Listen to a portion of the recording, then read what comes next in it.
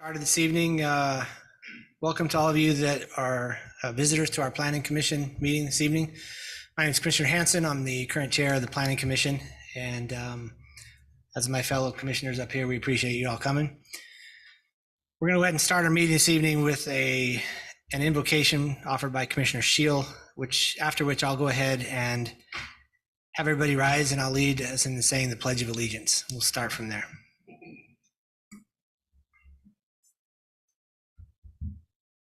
Our Father in heaven, as we come this evening as a Planning Commission, we're thankful for the opportunities we have to serve the community and have the community join us in this opportunity. We're thankful for our city staff and for the work that they put into these efforts, and pray that thou will bless them to be professional and mindful of upcoming events. Pray that thou will help us this evening, that we will be professional in our discussions and be able to make good choices and decisions for the community.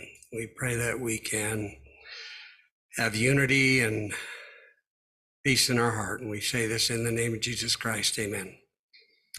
Amen. Thank you. Will you all please rise and join me with the Pledge of Allegiance? Pledge allegiance to the flag of the United States of America and to the republic for which it stands, one nation, under God, indivisible, with liberty and justice for all.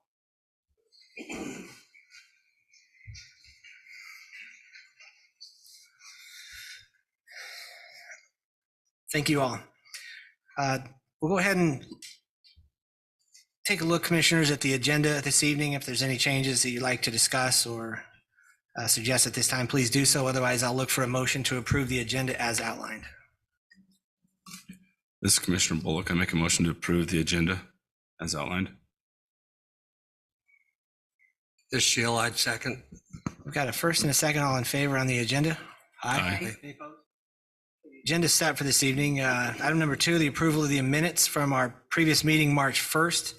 You've all received those from Melody, and if you have any questions, comments, or suggestions that were not noted, please do so at this time. Otherwise, I'll look for a motion to approve the minutes from March 1st, 2023. I will be abstaining as I was not in attendance.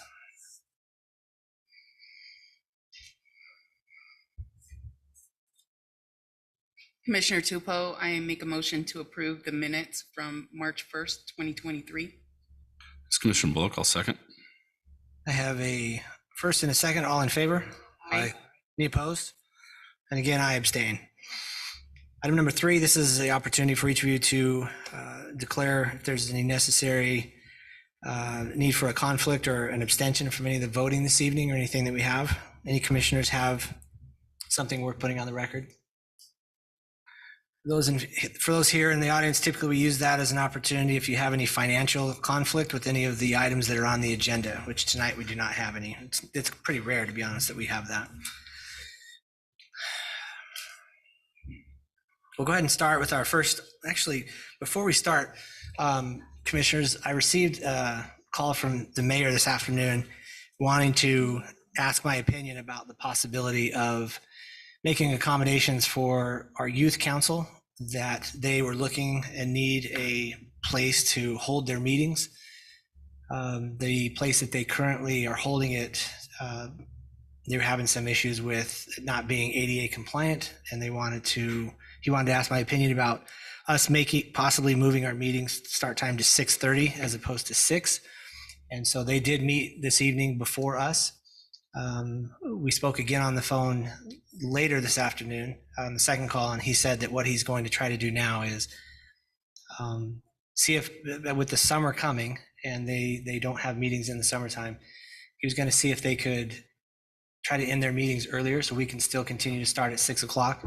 But there may be a discussion in the future about us changing our meeting to 6:30. And that's something that's not happening right now, but it might. So if there's any issue or conflict that each of you might have, reach out to either the mayor or myself, and we'll try to get that on the record and get that squared away so we can continue to meet. But we do need to accommodate a group of about 25 people, I think it is, in the youth council. So around a whole bunch of places that they could meet and still have the ADA requirements that they need. One of the participants is in a wheelchair. And so that's, I think, the basis of what we're looking for. So any questions, just reach out to the mayor or probably Drew. You probably know about it as well, or even Thad. I think you're aware of that also. So just to give you a heads up. But for now, we're going to be staying at 6 o'clock when we meet the regular time. Yeah, just let some of us know if there's an issue with your schedule that you want us to be aware of as we try to work through. We like the idea of the youth council meeting in here, giving them a little more formality and feeling of where the council meets too. So there's a lot of positives, but we recognize your schedules are also important. So just let us know. More to come, right? News to come. Item number 4A, we'll go ahead and start with this evening. This is a public hearing for consideration and recommendation to the City Council for a zone change request, Z-23-05, from residential agricultural 1 acre and agricultural 20 acres to change to residential agricultural 1 acre, located approximately 3250 South Washington Fields Road. And I'll turn the time over to staff for their report for 4A.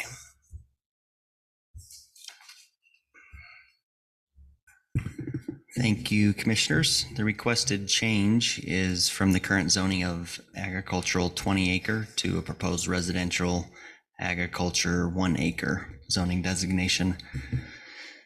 The applicant is building a residential home just north of this property, located at 646 East Pine Street in the Majestic Fields subdivision. The applicant is also in the process of building an agricultural use barn on this 2 acre piece of property. The RA1 request is for the purpose of removing the split zoning that is currently in place on this parcel and to accommodate a future plat amendment where this 2 acres would be proposed to join the Majestic Field subdivision just to the north. Staff would like to note that the access to the 2 acre piece of property will be from the applicant's residence off of Pine Street. Access from Washington Fields Road to this parcel does not meet Washington city standards. This particular location has a general plan land use designation of low density, which supports the R110 and the R112 or greater zoning designations.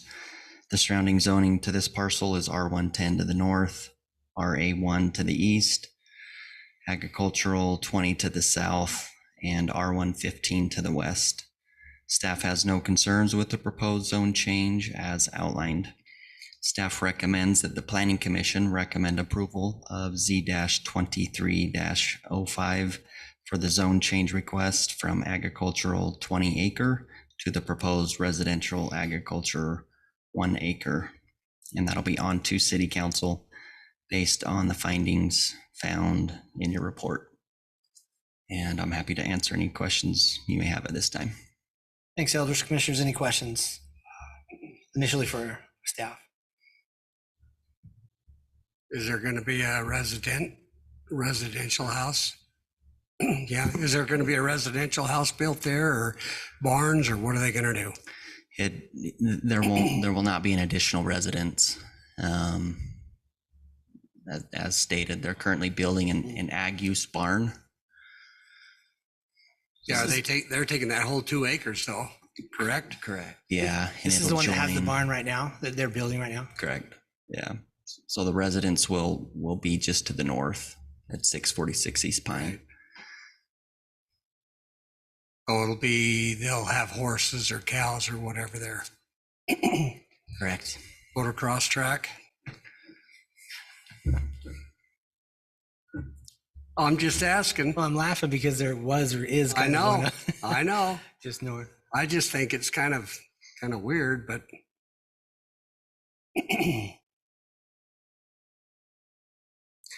Eldon, can you, when you were reading the staff report, I kind of went in and out of it because I know this particular property. Can you just give it to me in layman's terms? He wants to take that so he can put his livestock or cows or horses, whatever, back there, correct?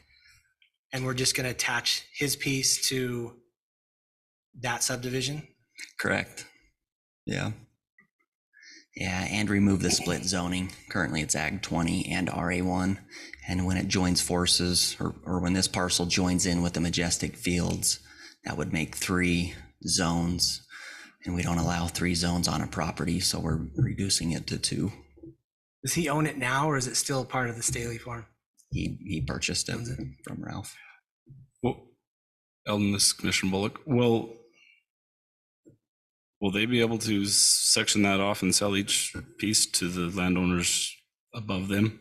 So it'd make those other 2 lots deeper? In the future, that would be an option. Speaking with the applicant, he has no desire to do that. But I mean, it's very, because there's no other way in. That was the only way.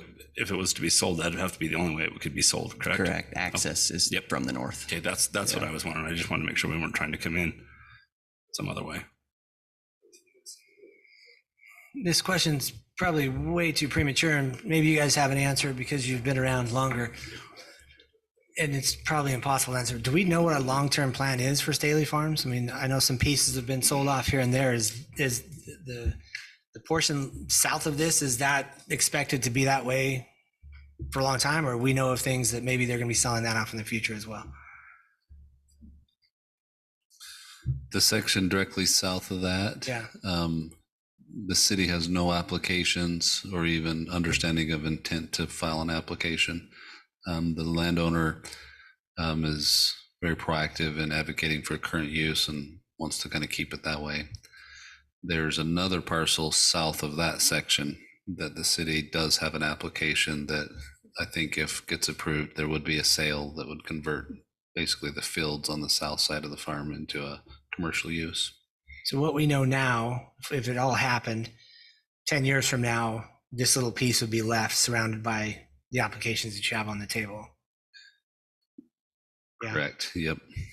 Yeah, we're not aware of any plan to sell that today. Now, of course, in a busy market, that could change tomorrow. But yeah, the city has no applications for that portion.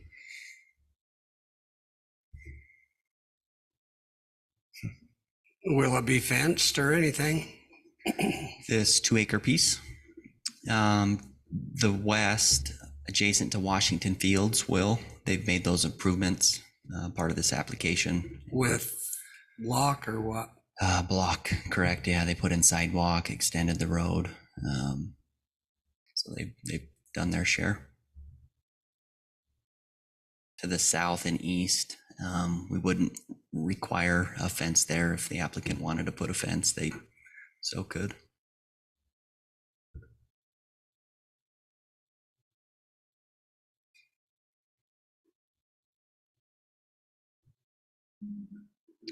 This is Commissioner Mitchell. So if it becomes part of that other subdivision, would it be required to hold to the same standards? Do they need to put block all the way around it or not? That's why we required the block and improvements off of Washington Fields, is to make that appearance that it blends in with that subdivision to the north.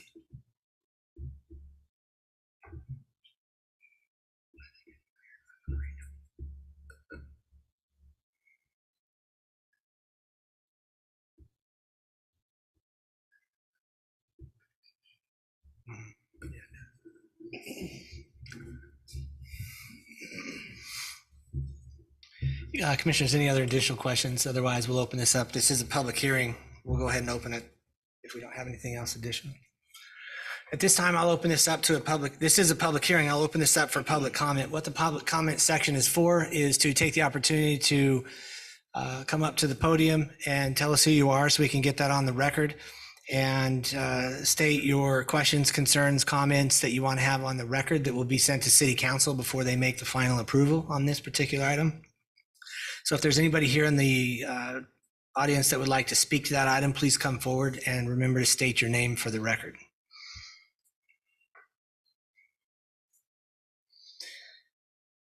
It looks like there is nobody like to participate in that, so go ahead. All right.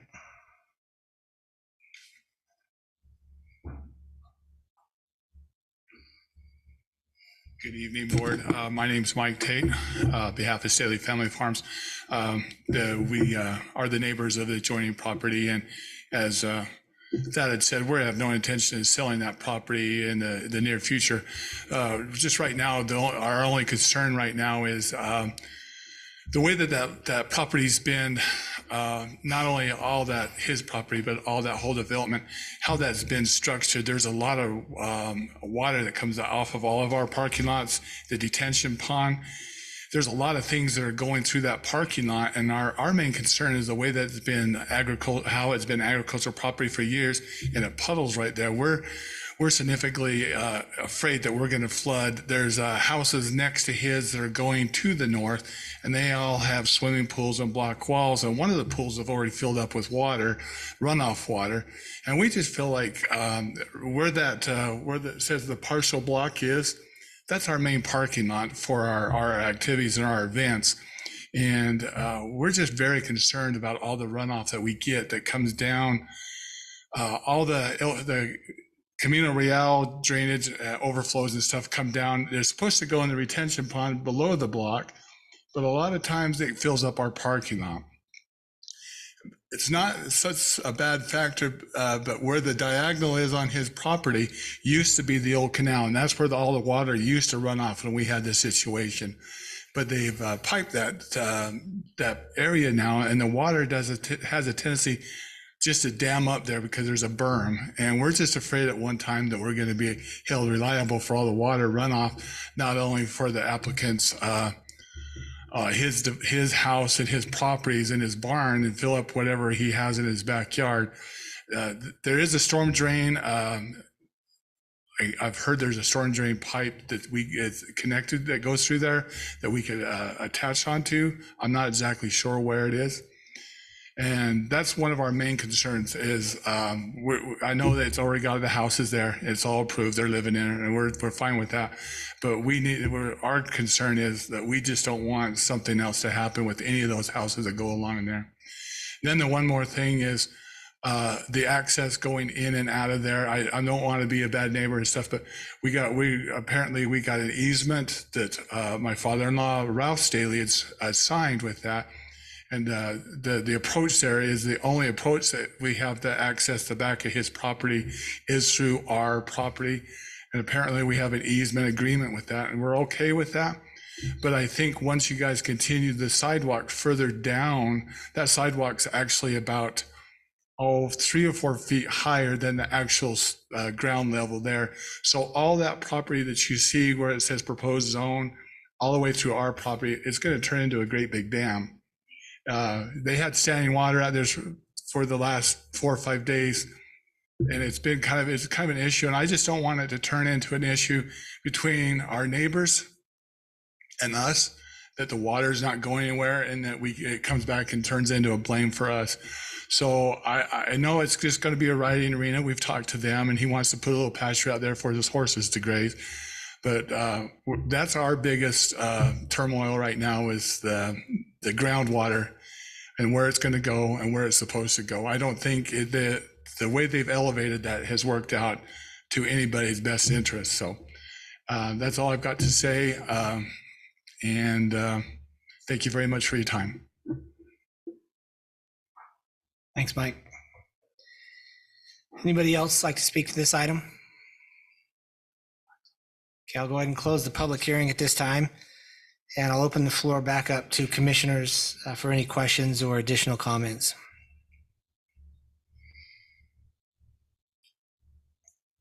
This is Commissioner Hanson.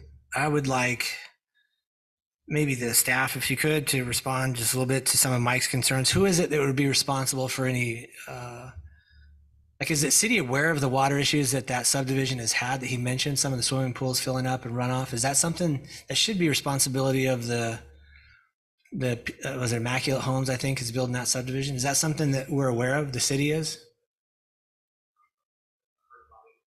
Okay. And then my question is, perfect. Let me ask one more question real quick, hold on.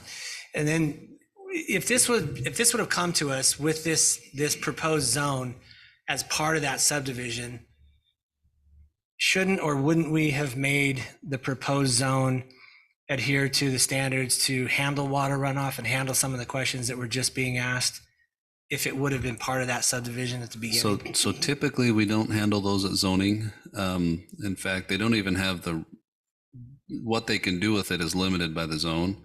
Usually after a zone change is made, then the landowner knows what their designation is and can plan accordingly. And they'd have to do that through our public works planning as they look at grading and drainage and all of that. That's usually an administrative process that comes after zoning. Nothing to do with this. But it sounds to me like the water's not coming from the subdivision, it's coming from the farm, or maybe the subdivision up above. Yeah, he doesn't want to be, what Mr. Tate was saying is they don't want to be pointed a finger at in the future saying our water's Well, I heading get there. it. That's I what, get it. But so if there's a storm drain there, they ought to be connected to that to alleviate that. I don't know. well, you need to understand that part of Staley Farms itself is a regional detention area. In fact, you kind of see that pond right there. I think that's a big part of that. It was designed as that to take all the water coming from the east into there. It's so, where that all starts and stops, that's, we don't have that answer again right now because we're in a zone change, but yeah. No, I get it. And they have a commercial use going on over there. So is that their responsibility or is it the city's? Well, it won't be the cities. Everybody's responsible for their own water on their property. That's just how law goes when it comes to water. Is it's like at your home, you're responsible for the water on your particular piece, as all of you are. And me and my home are the same thing. I can't dump water onto other people or cost something more than what's historically going there anyway. So Yeah, there's a doctrine that says the natural drainage flow you aren't liable for, but the minute you come in and change that, and so if I owned a house at the top of a hill that always drained on your property at the bottom, and you put a swimming pool there, and the next rainstorm, my property, the water that fills your pool actually started on mine, I don't have liability. But if I come through and make some cuts and grades and change the natural flow of things, I'm now responsible for everything I've done to alter the natural grade. Now at this location, the natural grade has not been there for a long time. And I'm not aware, but it sounds like the one parcel's added some fill. That's the type of change that changes the determination of liability when there's flooding events and things like that, right? And so I find that it's a relevant issue that needs to be worked on between the properties there, but I don't find that it's relevant to a zone change question. Nice. That was my question. Correct. Maybe not tonight, but you're comfortable with being able to fix this or handle this between the parties in the future? I shouldn't say it's not relevant. I think it would be improper to deny or allow a zone change based on questions about drainage of stormwaters. Okay. Sorry. That was it? I mean, I recognize you. I don't know your name. Could you please state it for the record? Taylor Ricks with Mainline Engineering representing the applicant. Like Thad mentioned, the drainage probably doesn't play a part in denial or acceptance of the zone change application, but just to add context, there's a 30-inch storm drain line that runs from the detention basin north to the property line, and then west down the north property line of the proposed RA1 parcel that's here for consideration to Washington Fields Road. There's a manhole in Washington Fields Road right there. So right now all the drainage runs to the northwest. And so it's realistic to put improvements in at some point in the future in order to pick up that water at the northwest corner and dump it into the existing 30-inch storm drain. Okay. Taylor, thanks. I remember meeting the homeowner, I don't know, 2 years ago, maybe. Do you remember that? At Green Springs? And I went out there and he was telling me about this. And then to see it, I saw him building the barn and I was like, oh, that's what he's talking about. I didn't realize it was that big, but I understood this a couple of years ago. I don't have any other questions. Commissioners, any other questions or comments about this before I'll entertain a motion?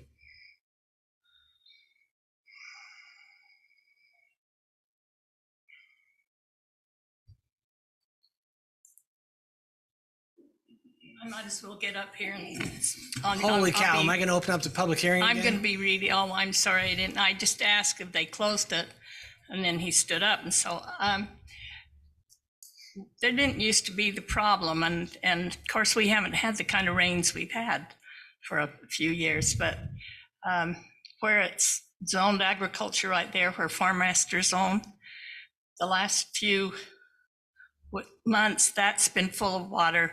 Scott's been able to go in and dig a trench, and the water from his whole arena was full of water. So we've got a problem, but that has nothing to do with what we're discussing here tonight. We have no problem with changing the zone, but that is something that down the road we've all got to look at, because it isn't going into the detention basin, it's going right there. And because of the little ditch that's been built in the wall, all the water is coming down onto us. It's just something that happens. Nobody's done anything wrong. It's just that's the way it is. So Awesome. it is something we all ought to be looking at. Will you tell us for the record what your name is? I'm Catherine Staley. I'm Ralph Staley's wife. Thanks, Catherine.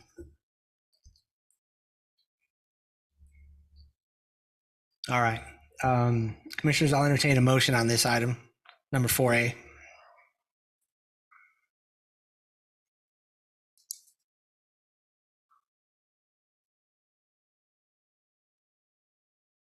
This is Commissioner Bullock. I make a motion to recommend approval to the City Council for the zone change Z2305 of approximately 2 acres at 3250 South Washington Fields Road, from the current agricultural 20-acre minimum to the proposed 1 acre RA1. Commissioner Tupou, I second that. Got a motion by Commissioner Bullock. I've got a second by Commissioner Tupou. Individual voting: Tupou, Aye. Anderson, Aye. Shield, Bullock. Aye. I'm Hanson. I'm an aye as well. This motion passes, and we will send this to City Council with our recommendation for approval, along with all the notes from the comments that were submitted this evening. Move on to number 4B. This is also a public hearing for consideration and recommendation to the City Council for a zone change request Z-2303 from open space to a planned unit development residential located approximately at Vineyard Road and Grapevine Crossing. The applicant is Elevate Development, and I'll turn the time over to staff for the report. I'm just going to try to get down here and find the best picture to start on. Yeah, we'll just go right here.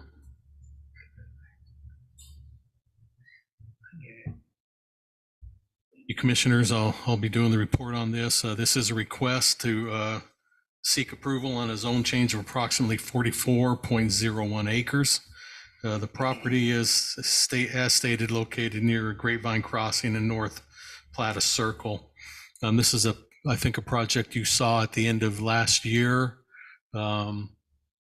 You recommended denial, and then I think they pulled it before it went to actual City Council to just kind of rework it and take some of those comments that were made during that process. So the requested change, as stated, is from the open space to a proposed plan unit development residential, utilizing the multifamily development standards in the zoning regulations. Proposed development is proposing 11 apartment buildings, totals of 156 one-bedroom units, 192 two-bedroom units, and 48 three-bedroom units, for a total of 396 dwelling units in the apartment section. That's the green buildings. So I'm going to hit that first, and we'll move to the ones across the street there. So 396 on those. And that particular area will be carrying a 11.7 dwelling unit per acre ratio. That comes into play when we talk about densities, et cetera, and what's high, what's medium, what's low. That actually fits in the medium high density category, which carries a 7 to 12 dwelling unit per acre ratio. We still have one that's higher than that. Our high density is 13 to 16 dwelling units, so it's under that. The height of the buildings will be under the allowed 42 feet. Their plans show that it's going to be roughly 36 feet at the finished height on these, so they're well below the height limitation within the code. Project is providing, that's not a misprint of 911, it is 911 actually stalls, meeting the required parking for the project. Staff has no issues with the provided parking for the apartment development portion of this project after looking through it and doing the calculations. Amenities that'll be provided in the apartment unit development portion comes in the form of 2 clubhouses, one of which will have a pool and a lounge area, while the other has an adjacent playground area associated with that particular clubhouse. You can kind of see those here. The one with the pool is where my arrow's kind of circling around. And then across the floodplain area on this other clubhouses, there's going to be the playground area right up here. So there are also 2 dog parks provided, as well as 3 pickleball courts and 3 barbecue pavilion areas. And lastly, a grass lawn area is provided as well, just for the kids to be able to play in that grass lawn area. Again, with our multifamily, we want some grass for the kids to be able to play in, but we try to eliminate it all for accent grass. We don't really allow that within multifamily developments anymore with our new water conserving ordinance. So the exterior finishes of the building meet the expectations, offer a pleasant curb appeal. I'll try to scroll down and get.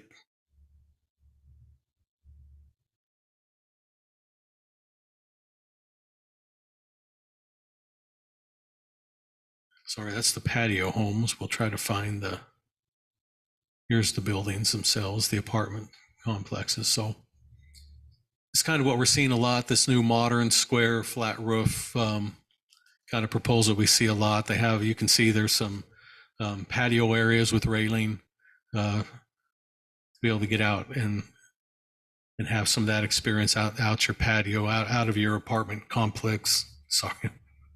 Can't think right now, your apartment itself. So it's a little bit added feature for that. So the application, so this is looks on there. So the application is also proposing in part of their area, a patio home.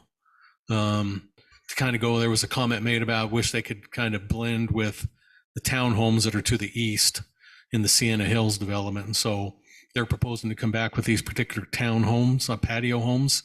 And just to give you a look on those real quick, and then I'll scroll back up and show you the particular area of those. Might as well just use, well, that one's not a very good picture to use. Nor is that. Sorry, I'm scrolling you all through this, but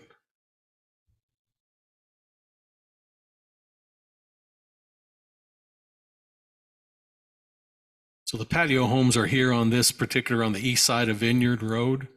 Vineyard is the one that's going to be coming down out of the Solus project that's being built right now to get up to the Coral Canyon. You've been in the middle of those debates and everything at the end of last year as well. So that's what Vineyard Road is that road being constructed to come up out of Coral Canyon. So the patio homes will lie right here on the east side of that road. You can see them, and they come in the form of basically twin type homes, but they are a patio home, as you can see. And again, there's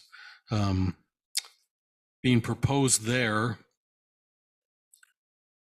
82 total dwelling units, and that'll be in the form of 51 bedroom units and then 32 2-bedroom units. Provided there is required parking in the form of 84 covered stalls and 121 open stalls for a total of 205, which puts them just above the required what they need for the patio home area. So again, staff's fine with the parking in that particular area and proposed on the project. Amenities. Do you know if the patio homes are for sale or are they rentals? We'll ask that in a minute. I'm not sure. We'll get into that. Amenities for the patio home development include a clubhouse with a pool as well, which you kind of see right here where my arrows, whoa, don't know what's going on there. And also being provided is a playground area and a single pickleball court. Must be also pointed out at this juncture in my report that the applicant is also going to provide a trailhead parking lot area, which you kind of see up here. If you see my arrow circling around, it's going to be actually part over in the commercial area, but they are going to be providing this. And so I'm allowing it to to add toward their amenities, because a lot of people will be able to get onto the trail system here. This is the one that leads in underneath I-15 and it'll take you all out to the reserve and all the open trails and everything that are there. So they're going to be providing that as well as part of their amenity area, this PUD. So thought it was important to point that out. The surrounding zoning to the entire proposed development is open space to the north and PCD to the east, west, and south, that being Sienna Hills and Coral Canyon PCDs. The allowed density is 13 to 16 dwelling units per acre. This proposal, as pointed out, has an overall dwelling with the patio homes and the apartments coming in at 10.86 dwelling units per acre. So again, they're falling in the medium high.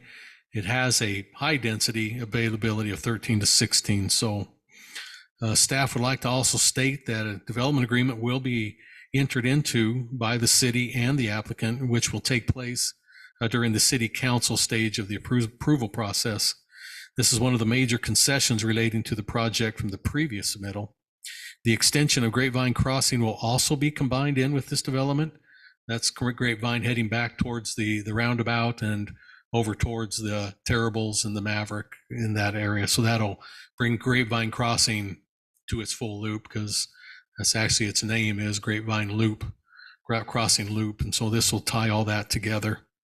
Let's see, I got to there. So staff is much more comfortable with this agreement going to be in place and with the building out of Grapevine Crossing as this development moves forward. So this time around, staff feels a lot more comfortable. Again, some of the dwelling units have come down from the original, and with the build out of Grapevine and with the development agreement that will be in place, staff at this time is going to give a favorable recommendation. So I'd like to recommend that the Planning Commission recommend approval of Z-23-03 for the proposed zone change from the current open space to the proposed plan unit. I don't know why this microphone's cutting in and out. Plan unit development residential. And they will be utilizing the multifamily zoning designation portion of the PUD. And this will be on to the city council based on the findings and subject to the conditions that you see in the report. Commissioners, if I may, before you get started, this item and the next one both are proposals to go from open space to a zone designation. I just want to make it said for the record, our little history with the label of open space. These are lands that have always been general planned to have a designation of zoning, not to be a park or a preserve of that nature. Sometimes there's some misunderstanding that open space was meant to be, preserved land. And these lands of the label open space was not intended that way when the city used it. And these lands have always been general planned to have a zoning label someday.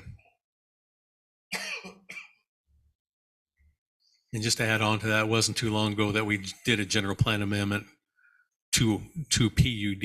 And so that's what the only zoning they can bring before us is a PUD proposed zone change as well. So any questions that you have for staff? My question, I drove up there the other day, and the main road that they're building right now, that is Vineyard Drive that goes that's coming all the way off of. So and they're remaking a new wash? Is that what's going to happen? They're not making a new wash. I will say that they are fixing a previous owner had a bulldozer and he loved to play with it, and he rerouted the wash. This is bringing it back where it belongs, according to the best use, according to FEMA, according to our own floodplain management. This is bringing it back where it belongs.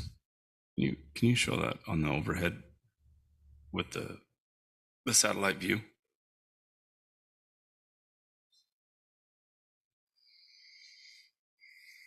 Give this a little chance to catch up here. Hopefully it'll catch up here.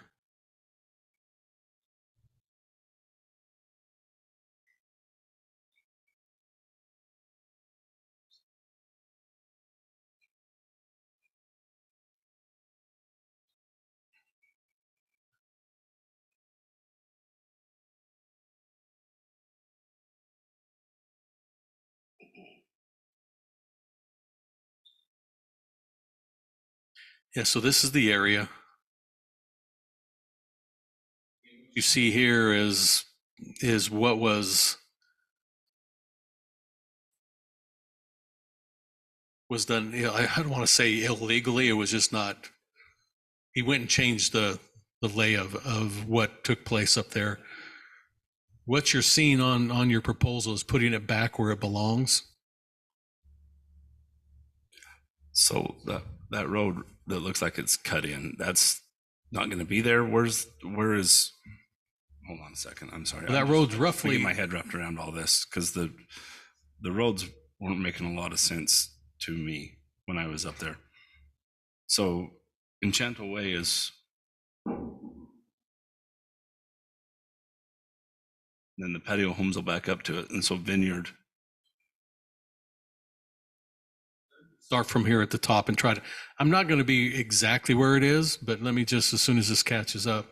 So here's the cut that was there done again, way back when. And right now that road is actually following, if you just follow my arrow. And so it's going to come down and it actually ends up cutting up a little bit up in here. And then it bends around. And I'm, you know, can you still see my arrow kind of floating through there? And then it's pretty much just going to go due south. Right through here.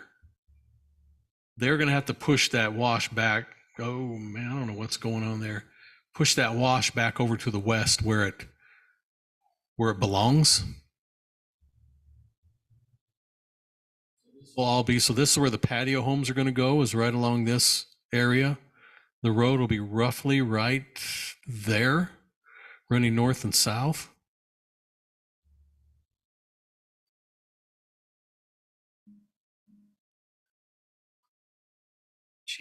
Sheet 7 too, in the kind of gives you. Is it on there? It helps tie all the different surrounding parcels together. Is that one of the exhibits? Yeah, I can't. I think it might be in this other column. Let me pull it over. Come on.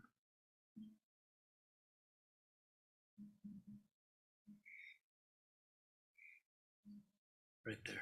This one? Yeah.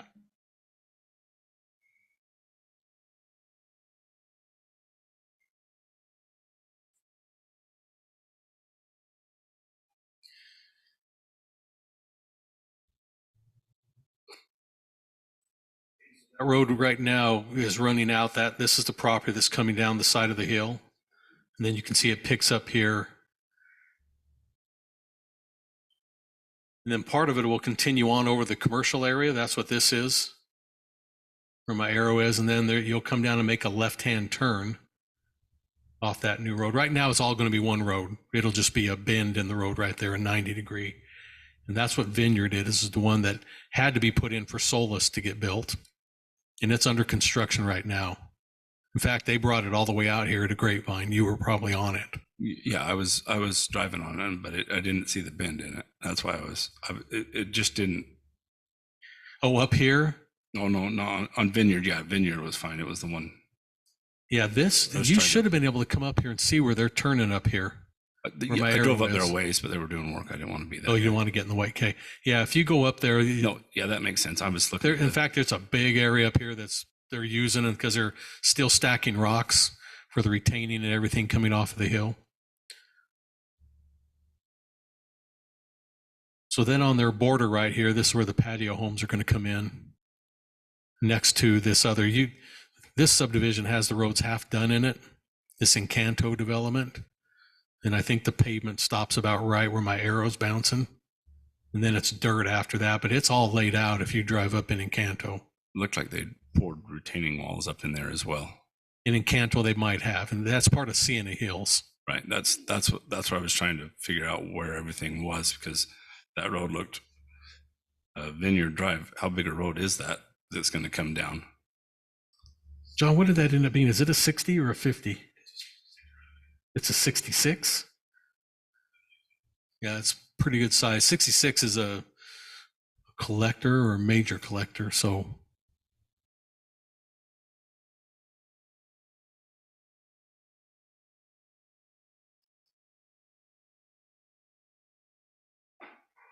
Did that help answer that, or was it just like muddied the water? No, it helped answer that because I was under the impression that that road that was coming down was, looks like that other road, just The on one going other- through the commercial area?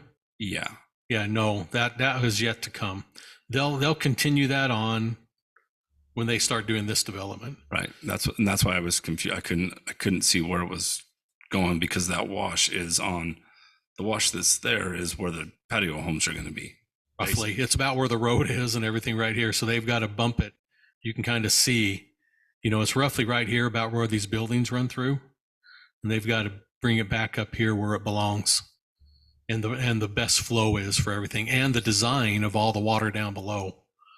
In fact, we've been kind of worried about this area for years because of this particular problem here. Sitla's been real worried about it, especially as Sienna Hills is, because everything was based on where the wash was supposed to go. How many, is there just the one that comes under the freeway? I was trying to think of how much water comes down through. It's been a while since I've been. Doug, you ride your mountain bike up there, the Church Rocks, but how many tunnels are there under the freeway? Tunnels? I think there's only. Is there two?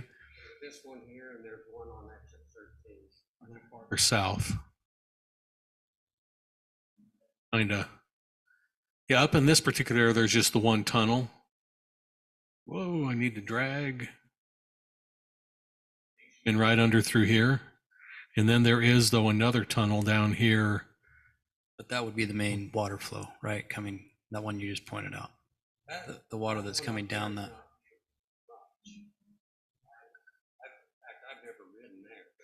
I don't know that a mountain bike can you get through there and get up to the trail? Yeah. Okay.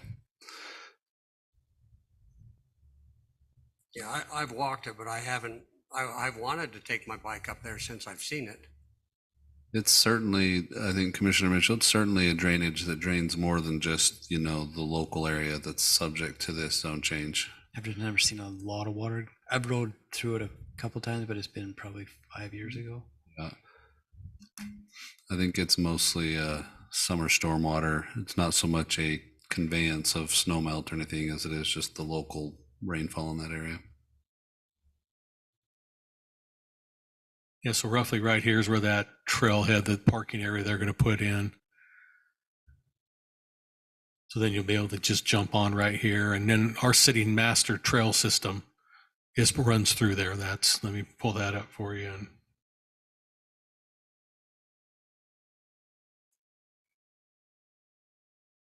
that's part of our master trail system. That's why this is all going to work out really, really well.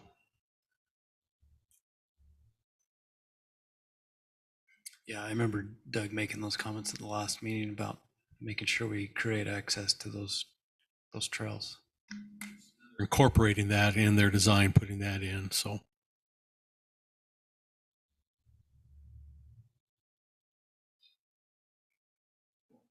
Any other questions for your public hearing?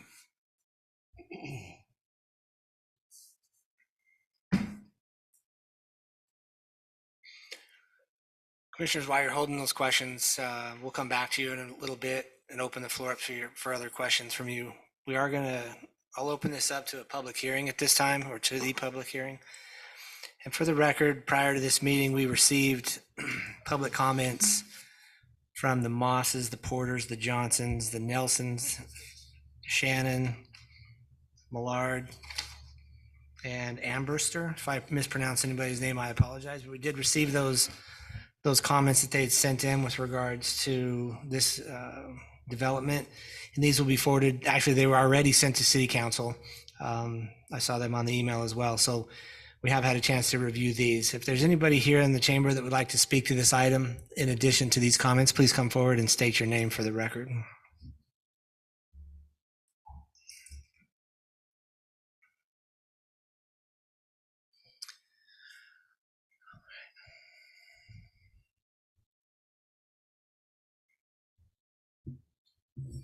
Greg McCombs. I live in Sienna Hills.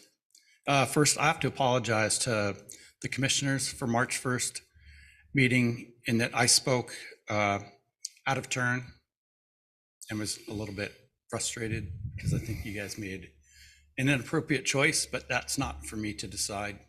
But I appreciate everything you guys do, and I apologize.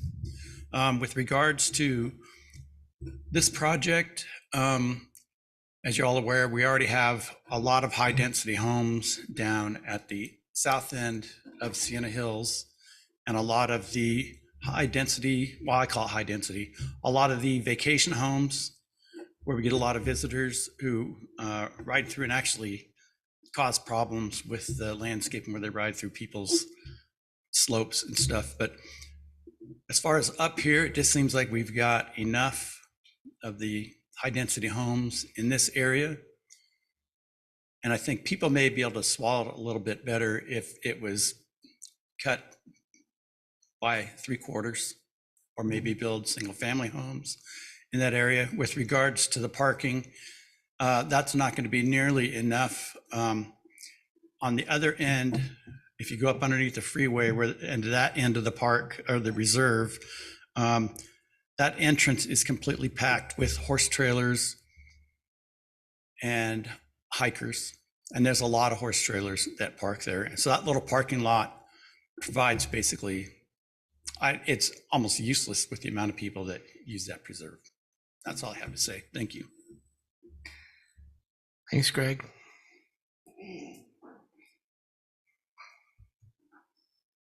Good evening, Commissioners. My name is Emily Phillips. I came to one of the original meetings, I think it was October or November, and then unfortunately was unable to come to December, but watched it on Zoom. I will start out by saying I think that this has some vast improvements from what we originally saw. And I do live in Sienna Heights at Sienna Hills. I'm thankful for some of the changes that they made. But regardless, I still feel like there's too much high density there. Would it be okay if I handed you each this map? Can I give you guys a copy of this map? How many do you have? I have 10 Enough copies. Alice? Yeah, sure. If you'll leave one to Drew as well, so we can make sure the city gets out. Oh, I apologize. I let go too soon. This is based off your For own the map. record, I Emily just threw them at Drew, just for the record. I'm just kidding. Go What ahead. was that? I said, for the record, Emily threw those at Drew. Yes, put that on the record. I did. I wanted to get it at him. This is based off your own map. All I did was throw it in Photoshop to put numbers to make it easier to read. In the last 10 years, the City Council has highly favored this area with tons and tons of builds. I marked the apartments in red. We've had 958 units built in the past 5 years. My mic's going out too. There's something out to get both of us. The blue ones have been built in the past 5 years, and some of those are the vacation rental overlay. I guess it'd be considered overnight rental overlay. And the purple ones, there's no box. Those are the homes that existed before 2012. So I just want you to see the big picture. So I live in the purple 64 off Washington Parkway, Sienna Heights at Sienna Hills. We built in 2009 and nothing existed. I guess that would be east of us. I'm not the best with directions. So lots and lots has been built and established right here in this area. My husband mountain bikes up that pathway. My kids and I go up there and hike. It's a beautiful area. We never expected homes. We were always told commercial.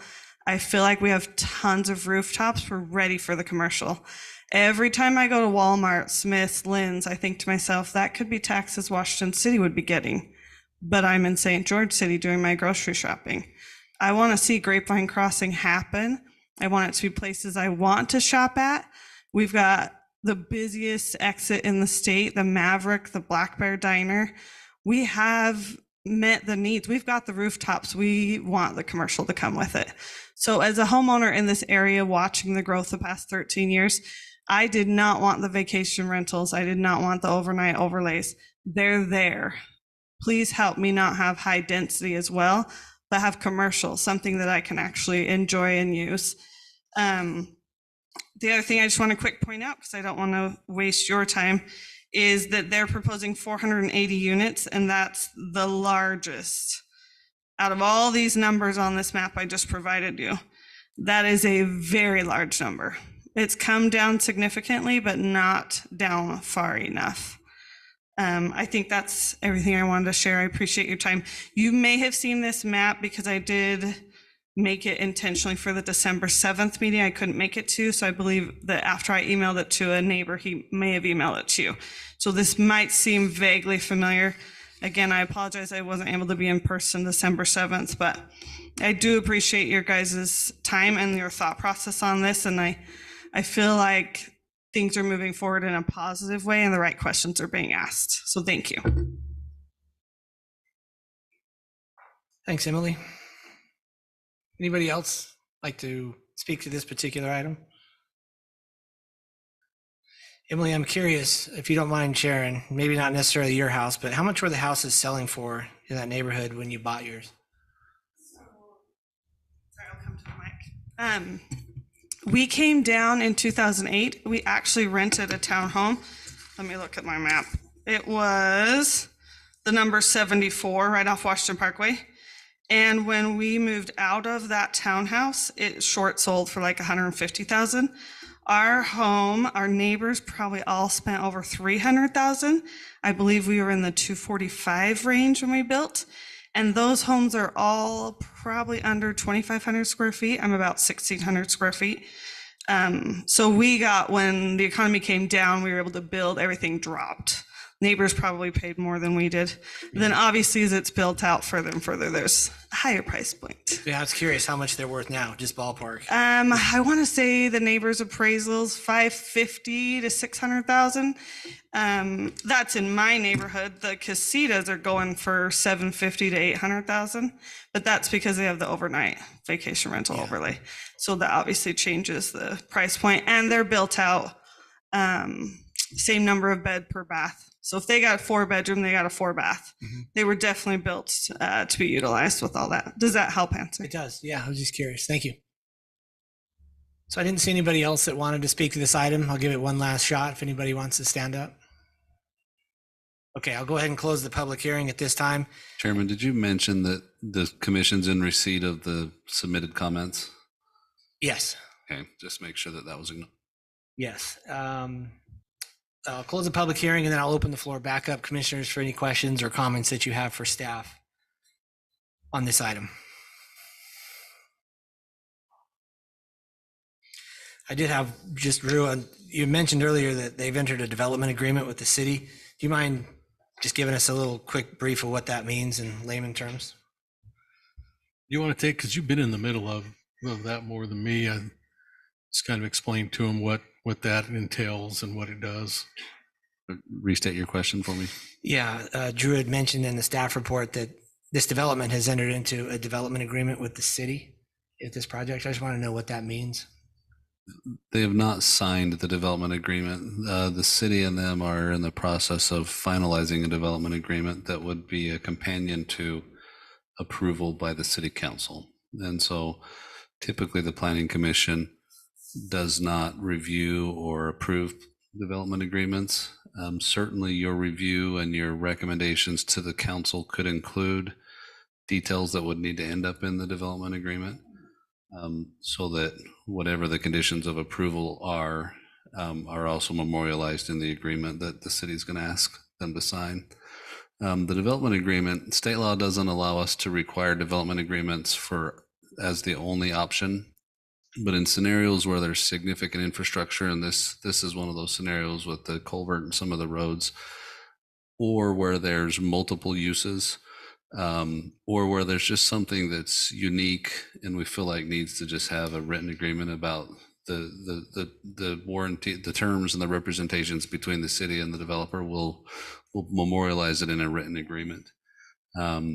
Developers like the written agreements because it's a written contract that explains rights and responsibilities, and cities like it because it's a written contract that explains rights and responsibilities. And so it takes a little more work. It's a little more burden on me, obviously, because I have to do work there too.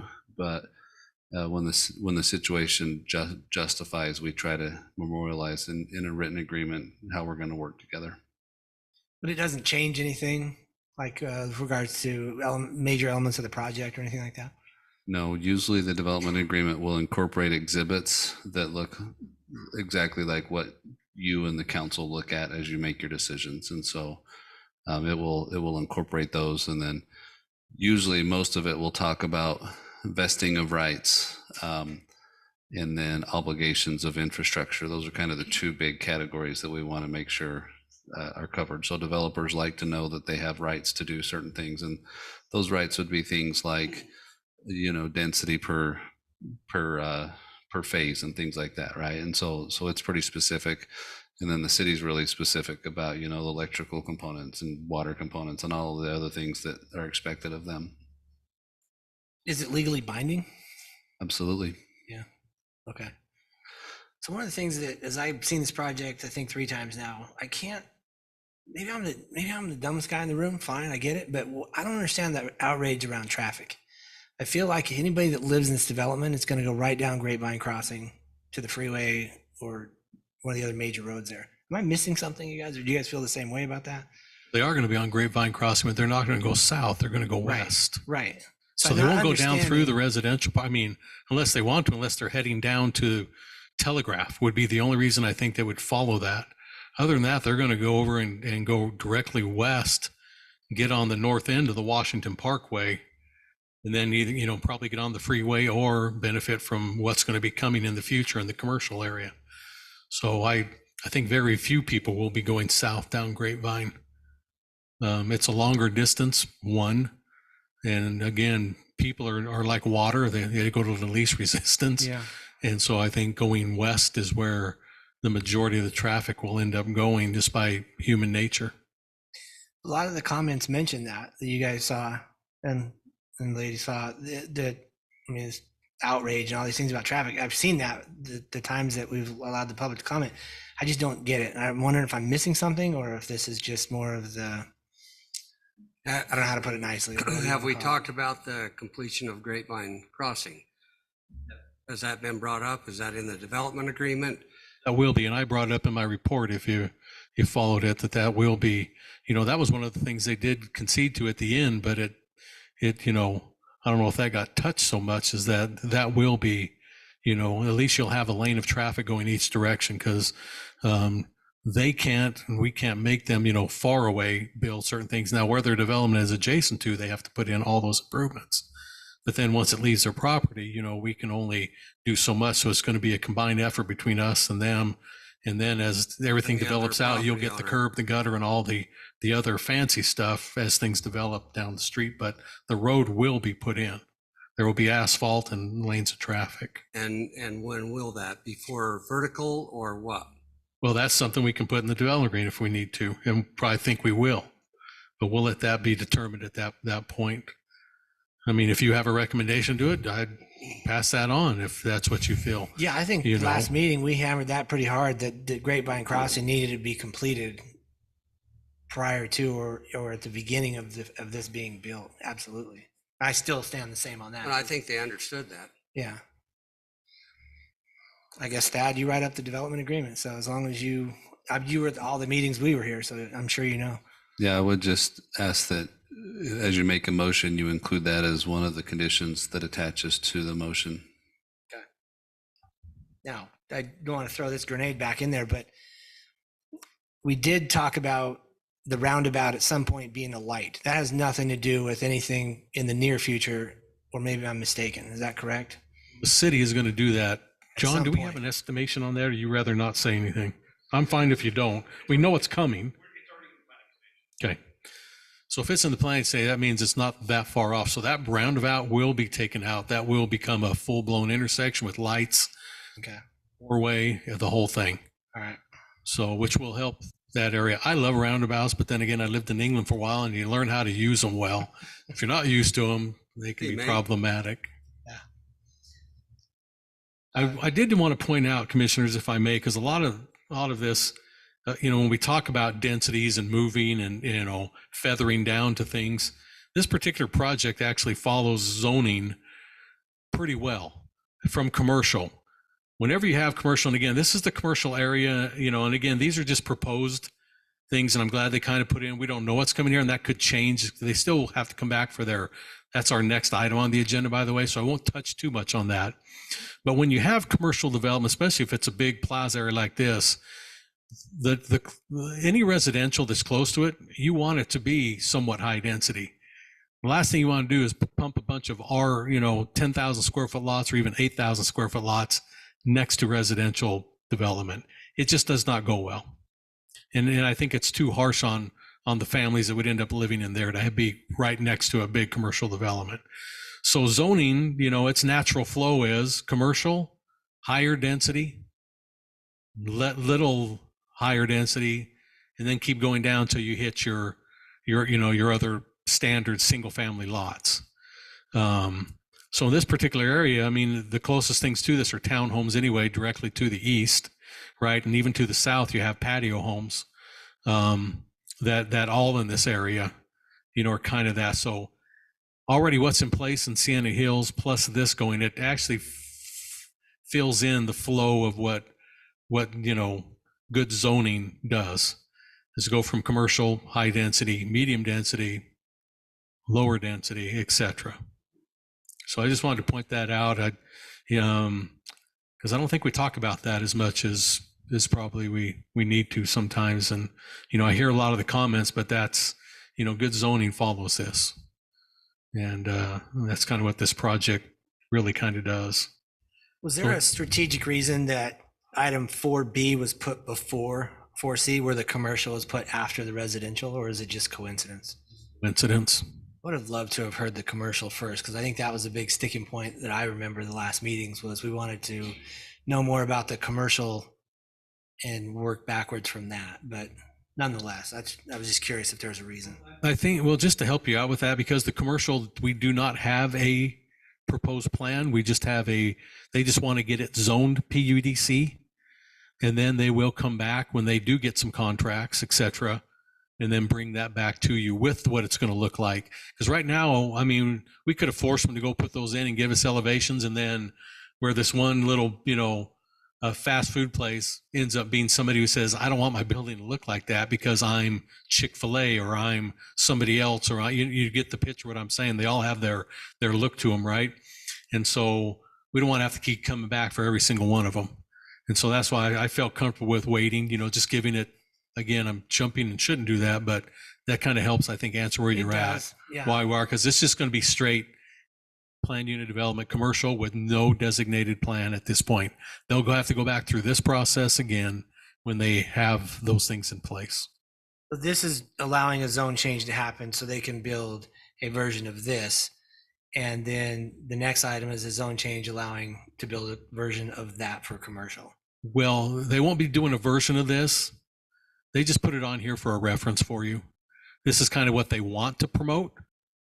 But they don't know who's going to come fill those boxes yet. And so they kind of wanted to wait there and not be tied to something and just have to go back and amend it. And I don't blame them. Because that's a lot of money you'd have to put in to show you elevations and everything else. And they might not, whoever comes in may not be that, that big box could be a Sam's Club and they'll have their look, or it could be a whatever, comes in, and I don't blame them for not wanting to have to go through all the money, put that in. We just want to give them the zoning that they know they have, the commercial PUD, and they know they'll have to come back. So what about the concern that we had last time about the commercial piece sitting there for 100 years, whatever it was, and the residential piece being built? Well, I guess the quick answer to that is that's always a concern. Okay. Still have that concern if that's. And I did too, but I came back and said, the way everything's kind of moving out there right now, I don't think it'll be 100 years. All right, 30, whatever. I When mean, that road coming in, I think they've had people that are looking at it, but until that road gets in, I wouldn't go. If I'm Joe, whoever, business guy, even if I have all the money, I'm doing good, I would not go and come in and sign a contract without Grapevine being tied in. I wouldn't do it. You know that as your profession. Residents there to bring them in. Road. And the road. That's right. So being a commercial guy, do you see, and you remember, I'm sure the last meetings we had, that was a concern of ours. And I'm aware of that only because who knows, if we have a downturn and commercial doesn't show up for 5, 10, 15 years, is that just the risk? Well, you might have a downturn in residential too, and a lot of them places will sit vacant. So you don't know. You can't control that. But residents bring commercial, they bring retail. And I agree with them. They don't know if they're going to have a 120,000 square foot building or 30,000 square foot buildings there. So until you get the residents and the numbers up and the population and the density, that's when your commercial people are going to start moving in. Okay. Commissioners, do you have any comments? I have another question on Grapevine Crossing. It looks like it necks down as soon as it comes over that. Oh, just the drawing right here. Yeah. I wouldn't worry about, the road's going to be what it's designed to be. And it's I can't remember what I think it's, whatever you see it now going up through there, that's what it'll be all the way through. I know it's going to widen for Grapevine North. It looks like it doesn't widen until after those condos. I feel like we should make sure that it widens right at the townhomes so that when Vineyard comes down, it's not all bottlenecked right there. Well, I get your point, but I think it's already master planned out and it'll be built what it needs to be built, I guess is what just to help you and your comfort level, whatever it's supposed to be all the way through here, it'll get built that way. I know. I was just wondering where it widens though. Cause I mean, it's fairly narrow right there. It's just 2 lanes and then it jumps up if I'm not mistaken. Yeah. When you get into the commercial area, it goes up to 5 lanes actually, because it's 2 each direction with a center median, not a median, but a center lane. Right. A turning lane. Yeah. Let's try to find it. I think we have some of it built. So yeah, right there at the intersection, like that 4, where those 4 come together. Is that what you're thinking, Pete? Yeah, I mean, it can't do that, but I mean, it can narrow it down. It just looked like on the other one, it looks like it's narrowing down before it gets to the turn in where everybody's going. Yeah, don't worry about on that plan. That's what I'm trying to tell you. Don't worry about what they did on the plan. They'll have to build it to whatever I just want to make sure there's a turning lane getting in to where the apartments are so that they're not stopping. So if someone wants to take Grapevine North all the way down, they're not stuck waiting for a turn left. And you have a bunch of people backing up. Yeah. There'll be the turn lane there. Yeah. What is it? 1 lane each direction with a center lane is the standard on that. Yeah. I just didn't want to, I know I saw it neck down. I just like, if we're just necking down to 2 right there with all those coming in, just looks like a recipe for a lot of congestion. Well, it would be. Yeah, so here's what it's going to look like during all this out here in the heavy commercial part.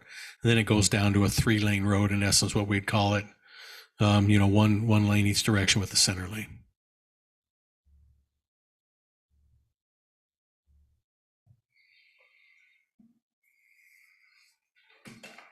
Commissioners, any other questions or comments on this item?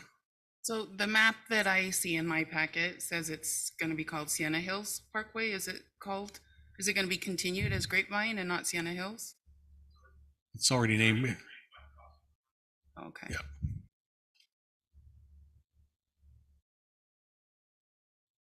It used to be a different name, but then we wanted to, we had it changed with the city council a couple of years ago, actually, to make it flow better. And that, that way now we call it Grapevine North and Grapevine South.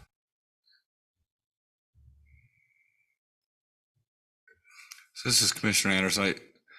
I really like that. I mean, all of the items that we had asked for when we denied this previously have been addressed in here. I mean, we look through here, they've got the layout, they've got the feathering that we had asked for, and these patio homes are a better feathering option than the townhomes that they had before talked about. And it's included where we can see what it is. It shows the location of the commercial, and we, on the next piece, we've got, their commercial layouts, which is what we'd asked for. We got lighting plans, we've got, a traffic study this time. I mean, this is a much better proposal than last time. This is what we were asking for last time in terms of being able to have information. The one thing I think needs to be looked at here is the traffic study probably needs to be updated. From a year ago, there've been like 3 restaurants and a gas station and a hotel built since this traffic study was done, and the auto mall and everything. I don't think my guess would be they're gonna have the same conclusion. I mean, every single conclusion they had in the traffic study said that the city needs to put in a light at the roundabout. I mean, every single one, that was the solution. But other than that, I mean, it's a big project. Of all the places in Washington City, it's probably the best place for that to go, which is why it was general planned this way in the beginning. I mean, there are a lot of apartments in that area, but because that's how it was general planned. I mean, that's when general planning plans stuff as high density, or medium high density or whatever. That's what you get there, because there is demand. There is a need for every type of housing, not just single family housing. There's a need for all type of housing. And so wherever it's general planned, that's where it goes. And so this area is general planned for that. That's why there's so much of it. But with regards to the reason that we denied it before, I think they've met those requirements. Commissioner Tupou, condition number 2, it requires a traffic study to be submitted. Is that an updated traffic study or just any traffic study? Well, we have them, and I usually leave that to Public Works, but there's different degrees of traffic studies if you've been around. And so what we'll do is we have them and they're by grades. There's an A and a B and a C and a D, and then there's a different depths of traffic studies. So we just go, we want initially at this point in a zone thing, we just want the traffic engineer to look at it and say, he goes, you know what? I don't see many issues with this road and these sizes. And, it may not be the perfect, but I can see it's going to come in at a passing grade. And if he doesn't feel it's a passing grade, then we make him go to the next step and do a little bit more in depth to it. And so we keep making them drill down till we get, and if they keep getting failing grades, then we won't do the project.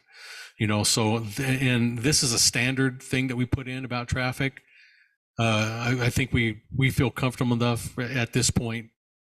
And they will do another one when they come in and start breaking everything down and start going through construction drawings. Then John's going to get a little bit more serious, and he's going to get out a little bit bigger hammer and say, I need you to show me exactly this, and this. That shows to the depth what we need that gives it a passing grade. Okay, thank you. Commissioners, any additional questions or comments? If not, I'll entertain a motion on this item or any additional comments you have.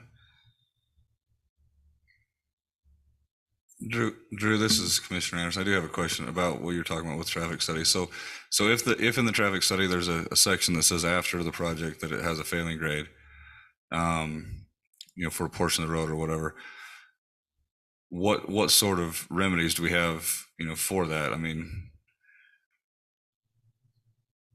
case in point here, they show that going through Grapevine Crossing, everything, is fine, has a passing grade. Going back through the community doesn't, right? And so my question is, now the natural logic would be they're not likely to go there. It's 50% longer. You got 3 roundabouts to go through. It's a slower traffic speed, and it's a narrower road. So I understand that, and maybe that's enough to dissuade it. But when a traffic study has a failing grade for some portions, is there any way to to discourage traffic, in that direction, or slow it down, or do we?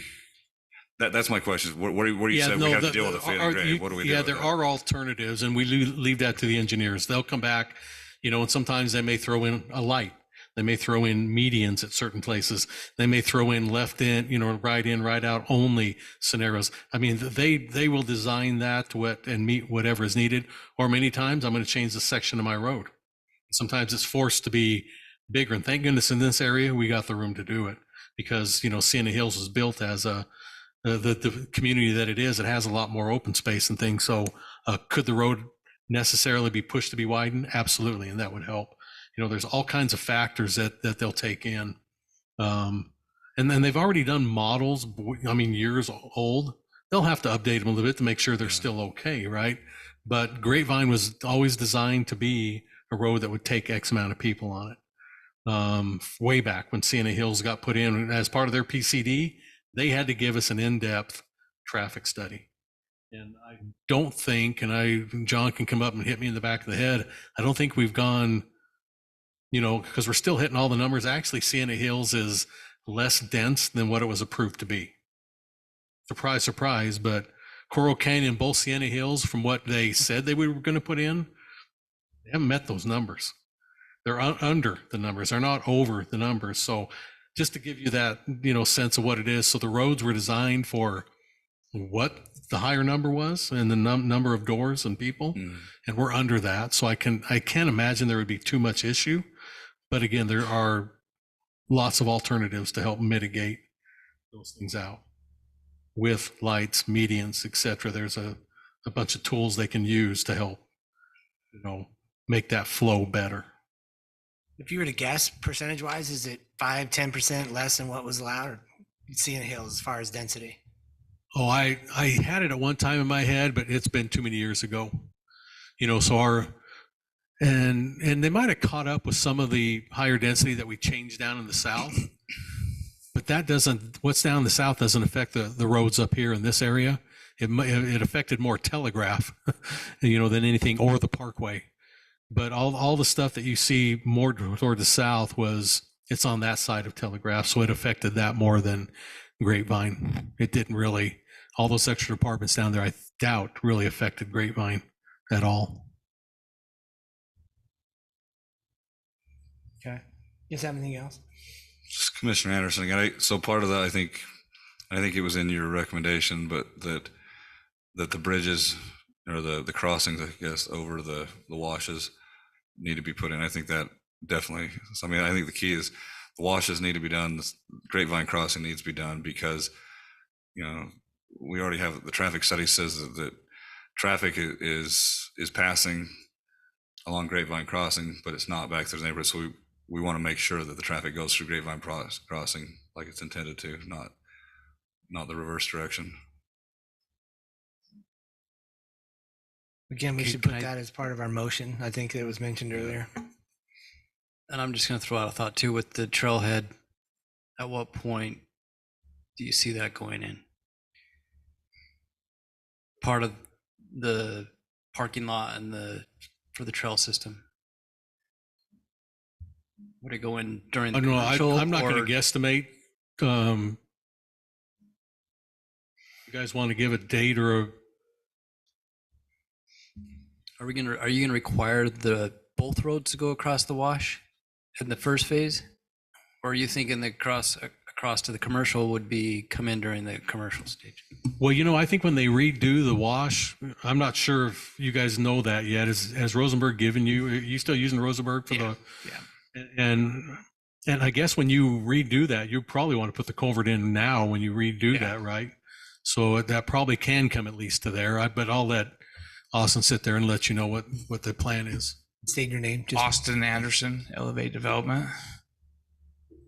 As Drew said, that we are in ongoing negotiations with the city on the development agreement, and the plan now is number one, Grapevine Crossing will have to go in day one.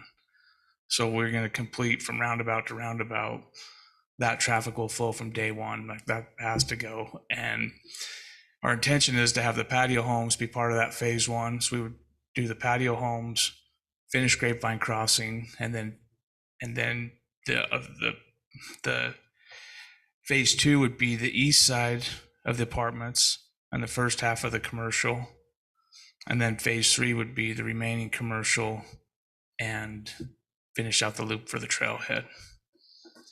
But I don't think that we would be opposed to, there's people using the trailhead now, and I think it would make sense. It probably wouldn't be much effort to take a blade up there and blade in a dirt road or just something so that people can get in there, keep using it until we get all the full improvements in. I don't think we'd be opposed to that at all.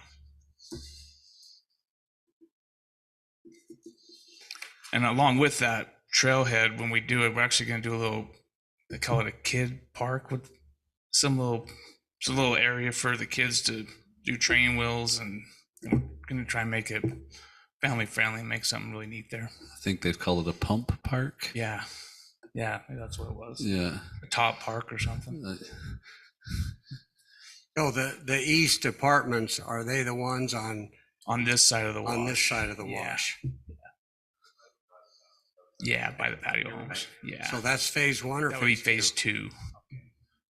Phase one is the It's just the townhomes, patio patio homes. homes, Yeah. and then Grapevine. Yeah. When I was a kid, giving a pump meant your friend either sat on the Yeah. handlebars or stood on the back axles, Yeah. right? But things have changed a Yeah, little bit. they definitely have. Are the patio homes rentals or are they They're for for sale? sale. They're for sale. Yeah, they'll be platted individually. Austin, thanks for working with staff. I know we had some issues last time. And No, I they've been appreciate what great. you guys brought back. Yeah, I think it's really made some great improvements. And I think as I read through the comments and heard the neighbors, the traffic, we have had some traffic studies done, and 95% of the traffic will go straight to the west. And in fact, 50% of Sienna will use that as well. So it's actually going to, some of the Sienna is going to get a lot better than they are right now. So I think it will be overall, I think once it gets all in, I think when the dust settles, there'll actually be the Sienna Hills will probably really like it.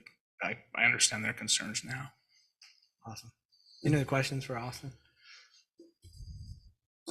Or staff? No. Thank you. Appreciate Thank you. I actually like that those patio homes are going to be for sale. Because that's what we're trying to look for. This is one of the things we're missing in our city right now, is that middle target. And I'm glad you guys decided to do that. It's a thumbs up. I think we're that's what we're looking for right now too. I'm glad they're putting those for sale. So. This Commissioner, I agree. I also think doing the patio homes in phase one will be a good buffer between, Sienna Hills and the apartments. So I think it's a good idea. So I'm going to make a motion to approve Z-23-03, request to rezone approximately 44.01 acres located at approximately Grapevine Crossing and North Plata Circle from the current open space zoning to the proposed planned unit development, residential PUDR zoning designation with the conditions. Two conditions. Yeah. 2 findings and 12 conditions by staff. Also wanted to add a condition that the crossings of the wash and all of Grapevine Crossing be completed at the start of phase one prior to vertical construction, and that the at least a graded road out to the trailhead be provided as well. Does that mean that that will go in the development agreement?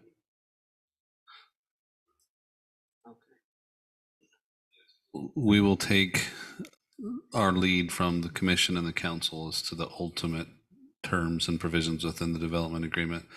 I think that for tonight, it meant that it was additional conditions added to the motion. Commissioner Anderson, one other, I do think that the traffic study needs to be updated as well. So that'd be a third additional condition. Ms. Shield, I'd second this. Okay, I have a motion by Commissioner Anderson. I've got a second by Commissioner Shield. Individual voting, Tupou. Aye. Anderson. Aye. Shield. Aye. Bullock. Nay. I'm Hanson. I'm an aye as well. Item number 4B passes, and we will send that to City Council with our recommendation for a zone change request on Z-2303. Thank you all for your comments and your participation in that. Thank you. We'll go to number 4C. This is related to this project as well. Right next door, it's a public hearing for consideration and recommendation to City Council for a zone change request, Z-2302, open space to planned unit development commercial, located approximately Vineyard Road and Grapevine Crossing. The applicant is Elevate Development. Again, I'll turn the time back over to staff for their report. He knows it's this area on this side of the street. I don't know why that keeps coming up with that tight eye, but it's all this commercial area here. But again, we're really not approving this layout. They just put it here as conceptual to show you where the commercial is. And they will be required, if it gets passed, to come back with a specific use and design proposal. So with that said, the applicant is requesting Approval to change the zoning of approximately 25.16 acres. The current zoning is open space to the proposed plan unit development commercial. The PUDC request is for the purpose of developing the acreage into a future commercial project, with the applicant fully understanding that they will have to bring the specific design and use plan back before the Planning Commission and City Council when they're ready to build out the project. Again, this request is only for zoning approval of plan unit development commercial with no submitted project plan. This particular location was recently approved, the new general plan land use designation with a PUD designation, which allows them to ask for PUDR or PUDC zoning, which they are doing. Staff has no concerns with the proposed zone change as outlined. We've always intended for commercial to be up in this area, so we have no issues with that. The application is in harmony with surrounding land use and the general plan.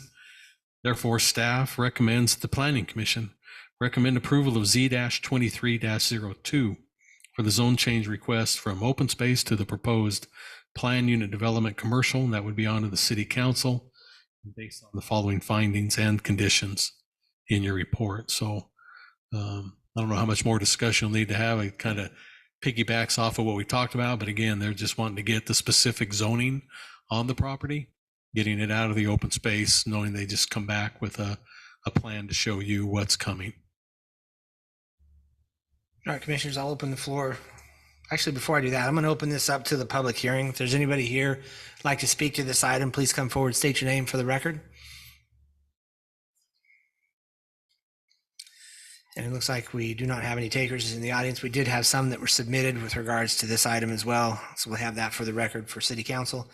I'll go ahead and close the public hearing. I'll open the floor, commissioners, for any questions or comments or concerns that you have for staff. I do not have any.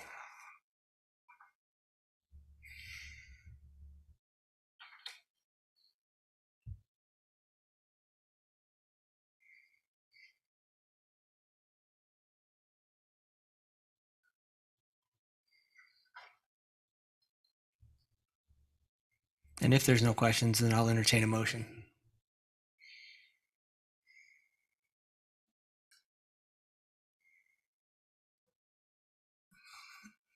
Commissioner Anderson, I'll make a motion to approve Z-23-02. Request to rezone approximately 25.16 acres located approximately Grapevine Crossing and Vineyard Road from the current open space zoning to propose plan unit development commercial PDC with the two findings and 3 conditions outlined by staff. Ms. Shill, I'll second this. I've got a motion by Commissioner Anderson. I've got a second by Commissioner Shield. Individual voting: Tupou. Aye. Anderson. Aye. Shield. Aye. Bullock. Aye. I'm Hanson. I'm an aye as well. This motion as well passes. We'll send that to City Council with a recommendation for approval. We'll move along to item number 5A. This is a public hearing for consideration and recommendation to the City Council for a code amendment of Title 9, Chapter 17 for conditional use permits in the Washington City Code. I'll turn the time over to staff for their report. Well, thank you, commissioners. I kind of brought this to you tentatively of what was going through with the council's mind on conditional use, a change in the code. This is just a follow-up with that specific ordinance, rewriting Chapter 17 conditional uses within the code. Hopefully you had a chance to go through the report and all the areas in red or the new language. All the other stuff is already still in place. Again, what this basically does is have you still take care of a lot of conditional uses. Anything that's not a commercial use, you still will be the thumbs up, thumbs down board on that. Anything that is commercial related, you'll be the recommending body still holding the public hearing on it. And then it'll go in front of the council the following week for an approval. Just so we have a lot more sets of eyes on our commercial developments on our main roads. So that's the gist of it. Again, if you look through the report, everything that's in red is what's new. And it changed a little bit but I guess a lot for you guys.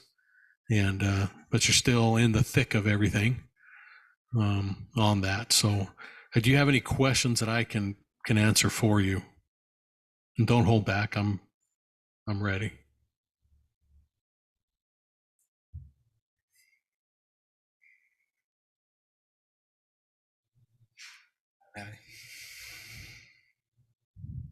Commissioners, anything?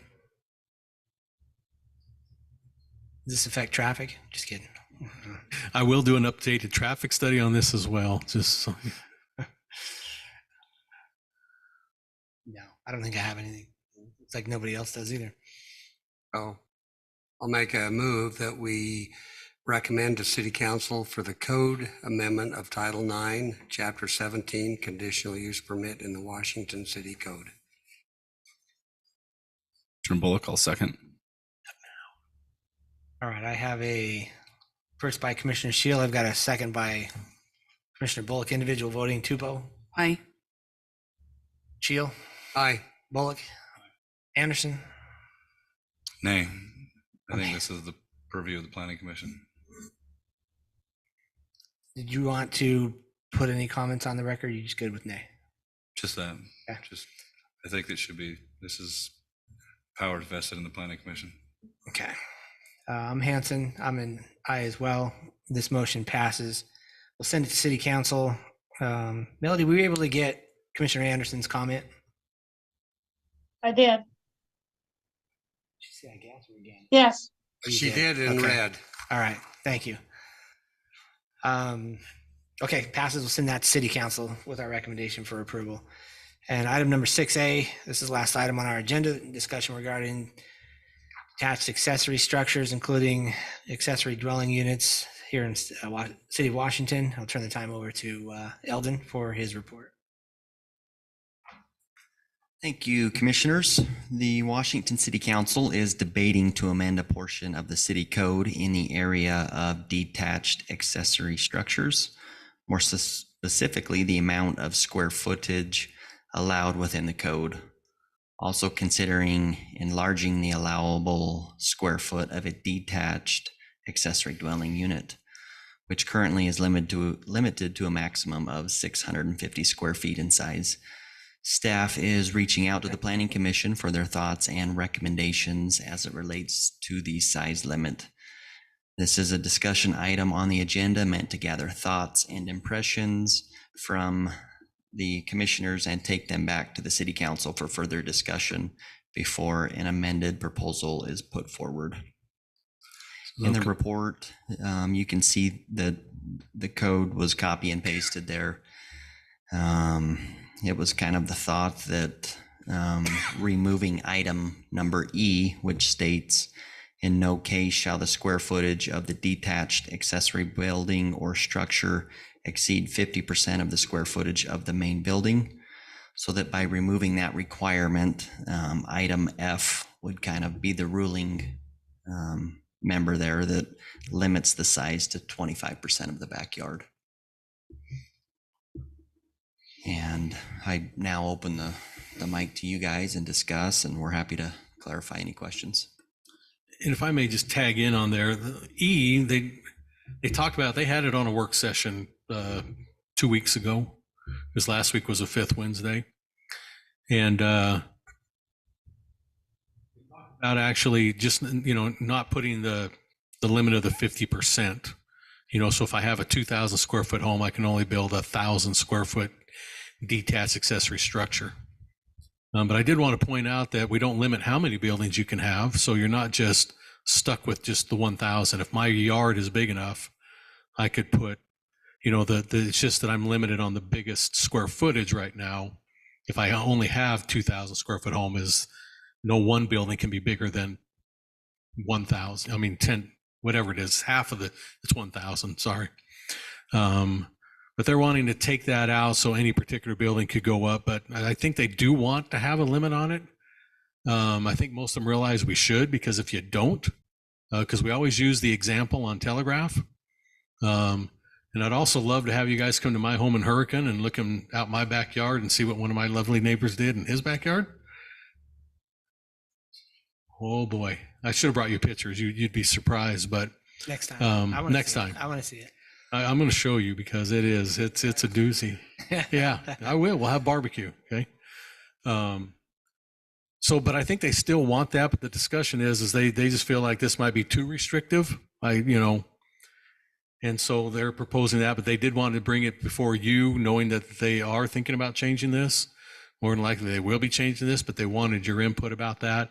If you think, personally, I think we do need to put a limit, a maximum, or else you're going to end up with, the 25% really helps. I love it because it's the glue that holds the whole thing together in essence. But if I have a humongous lot and I can build this building with no limit on it, you could end up with something that's, I'm just trying to keep something from being 3 times the size of the home as an accessory piece in the backyard. I think you all know what that's kind of what the one in my neighborhood is. It's at least 3 times bigger than the house and sits back there, and it's not on a big lot. I need to go find out what Hurricane's doing on their things. So just open for discussion about what you think, and again, you may like this, you may not, again, we're just trying to grab your thoughts. You are the planning commission. We'd like to have your input on that. This is Commissioner Anderson. So I think raising the square footage definitely is better for ADUs that someone's going to live in, because 650 square feet is pretty much worthless. You can't do much with that. So I like that. But my question is, the way this is reading, we're talking about, garages, shops, et cetera as well, right? And I mean, there are plenty of, like, if you have a 1 acre lot, say 1 Washington Dam Road, if you limited somebody's shop or their garage to 50% of the house, every single house on Washington Dam Road has a shop that's the same size as their house or close to it. And I think that, limiting things like that, especially where the lots are large enough, I think that's a mistake. But I do think we need to raise the limit for livable area, an ADU. Most ADUs are about 1,000 square feet. That's very typical for an ADU. Maybe a little more, maybe less, but 650 is definitely too small for that. But I have an issue with shops, garages, that sort of thing. As long as it fits, item F, that it's under 25%. That's fine. I guess with the ADU and I'll start with there just to give you feedback on that, so everybody kind of can, the 650 came up because, again, it was the first time we even opened up for anybody to have such a use on their property in Washington City. Right. So we didn't want to jump in, into the deep end with the tide going out and figure out, oh man, we really messed up. So we came back and 650, I will just tell you, because I'm a draftsman, I designed something for somebody just recently in the last couple of years that it had a full kitchen, galley kitchen. It had a decent sized living room, decent sized bedroom, a full bath, tub shower, the whole thing, 4-foot vanity, and a stack washer and dryer in it. Did all that in 525 square feet. So I figured if we want to do an accessory dwelling, again, we're trying to add a little bit of kind of an apartment is what it, the way I look at it. So I figured, if I had another 125 square feet to play with, I could make a nice 2-bedroom and even a little bit bigger living room and a little bit bigger kitchen and still have a great functioning unit. That's where the 650 came from. Because again, we're trying to be cautious, but yet allow. So, jumping from 650 to 1,000, I don't know how everybody feels about it. I get where you come from. I'm just trying to keep from having places turn into where it looks like we have 2 full residences on one lot. That's just my 2 cents on the, the accessory dwelling. And I think the 50% is fine, with accessory dwelling units. I think that's sufficient because it's going to scale according to the, how big the house is and whatever.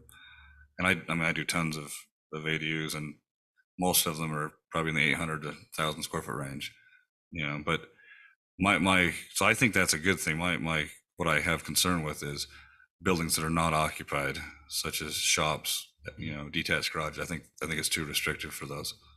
That was my question as well, is you're not going to tell somebody they can't put, you have a nice home but I want an RV garage and to store all my toys in my backyard, and I have a 1 acre lot. That's why I bought that lot.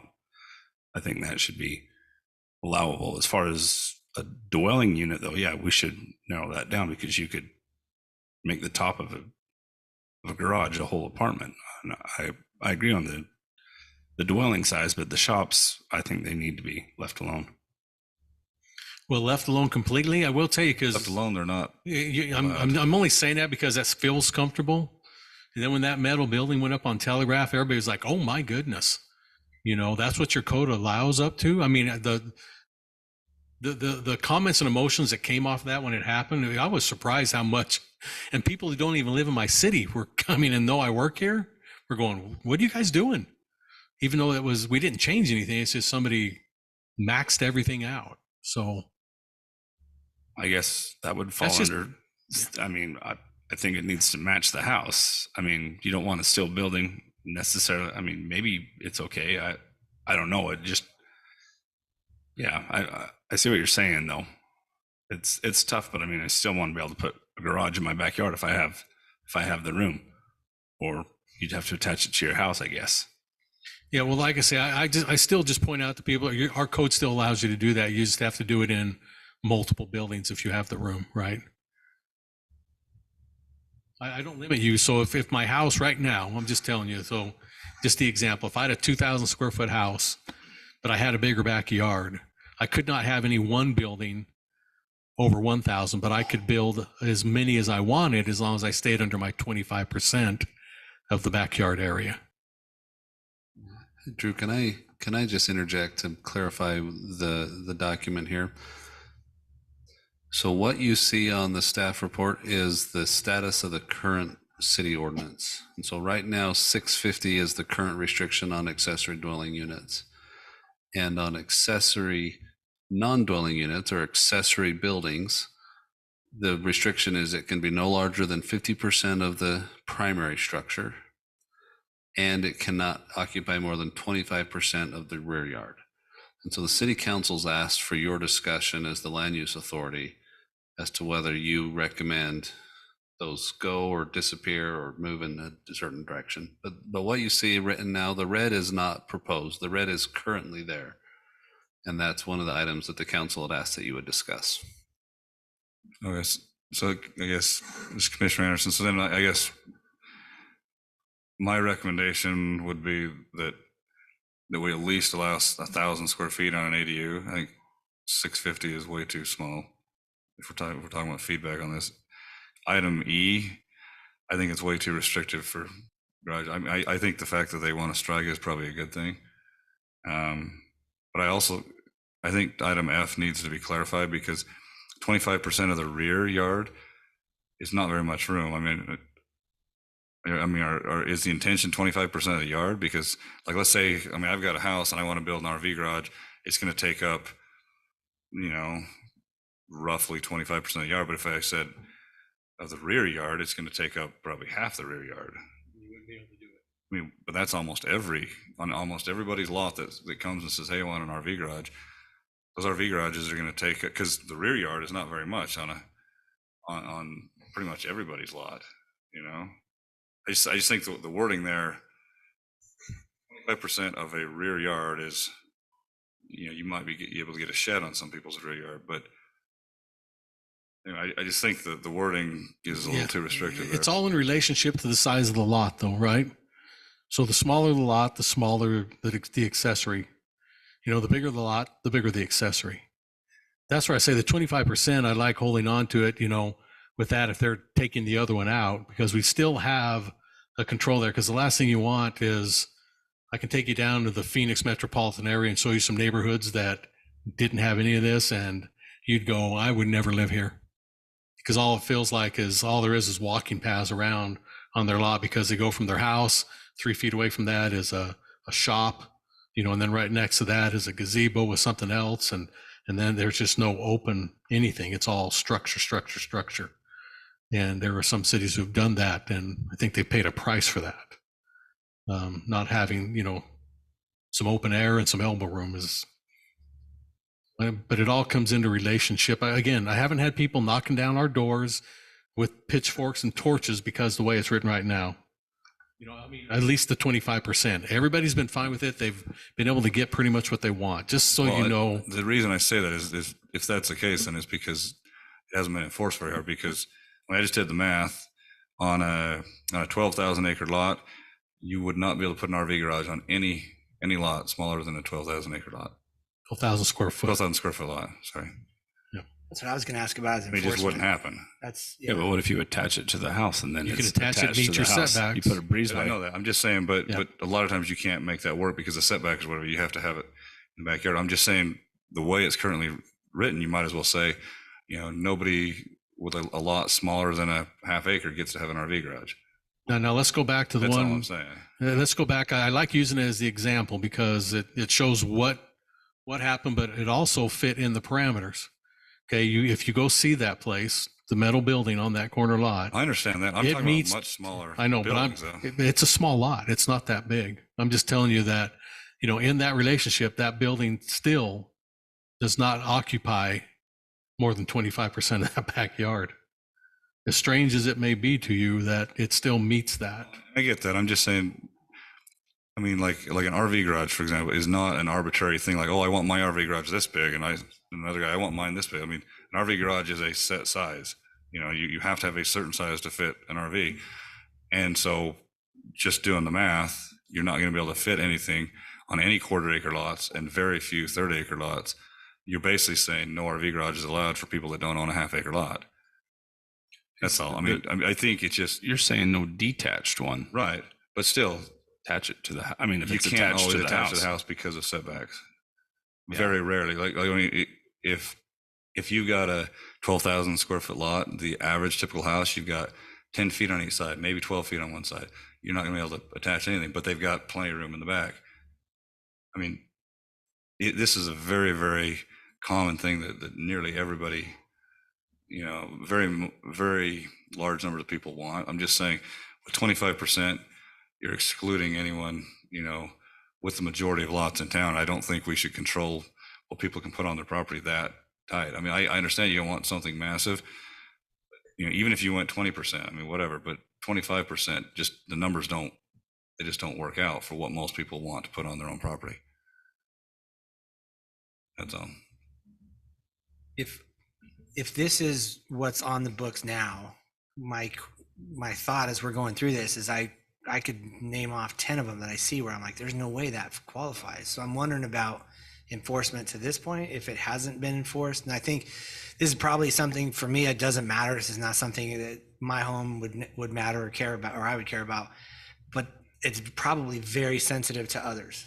And so I'm like, I don't know if I'm the best person to talk on that, other than I see this going up. For example, the one we saw tonight at Staley Farm, the garage that guy's building, that is massive. Now he has a big lot, but it's huge. It's got to be at least half the square footage of his house, if not more. And I'm just like, Well, that one's not an accessory building because it's on its own lot. Not subject to this ordinance. Maybe I'm misunderstanding because that's on the lot his home is on. It's right next to his house. Not. Separate legal lots. Yeah, he's going to combine them at a later date. It's actually built on that piece that we just approved tonight, like the part of the 2 acres behind property. Yeah. It's on the 2 acre Totally piece. disagree. I hear what you're saying, but when I sat there Well, it and looks looked like at that it's from the street, and it looks like it's right next to his house. he's designed it so that there's not a fence between the two lots, right? But it's on a separate legally described lot than the lot that his house is built on. And so You're our 100% sure? Like, I swear I want to I'm challenge that. 1,000% sure. Ellen and I On were, the street, I'm like, here's I know. We I feel walked like out there and he met all the other stuff for that 2 acre lot. all right, well, The scratch that one. setbacks. So Yeah. here's a couple other ones. Stonehenge, where I used to live.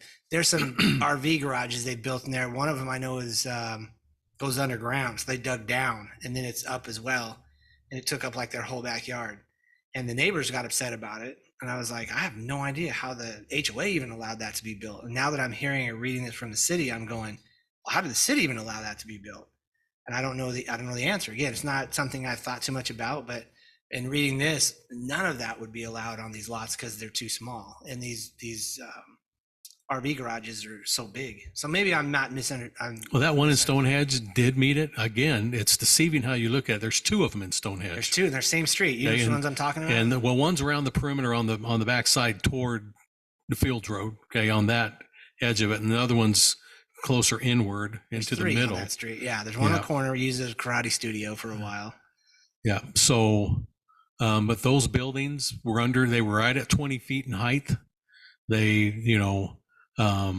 They qualify is what you're saying? But they came in under before this rule went into place. That helps me understand. Okay.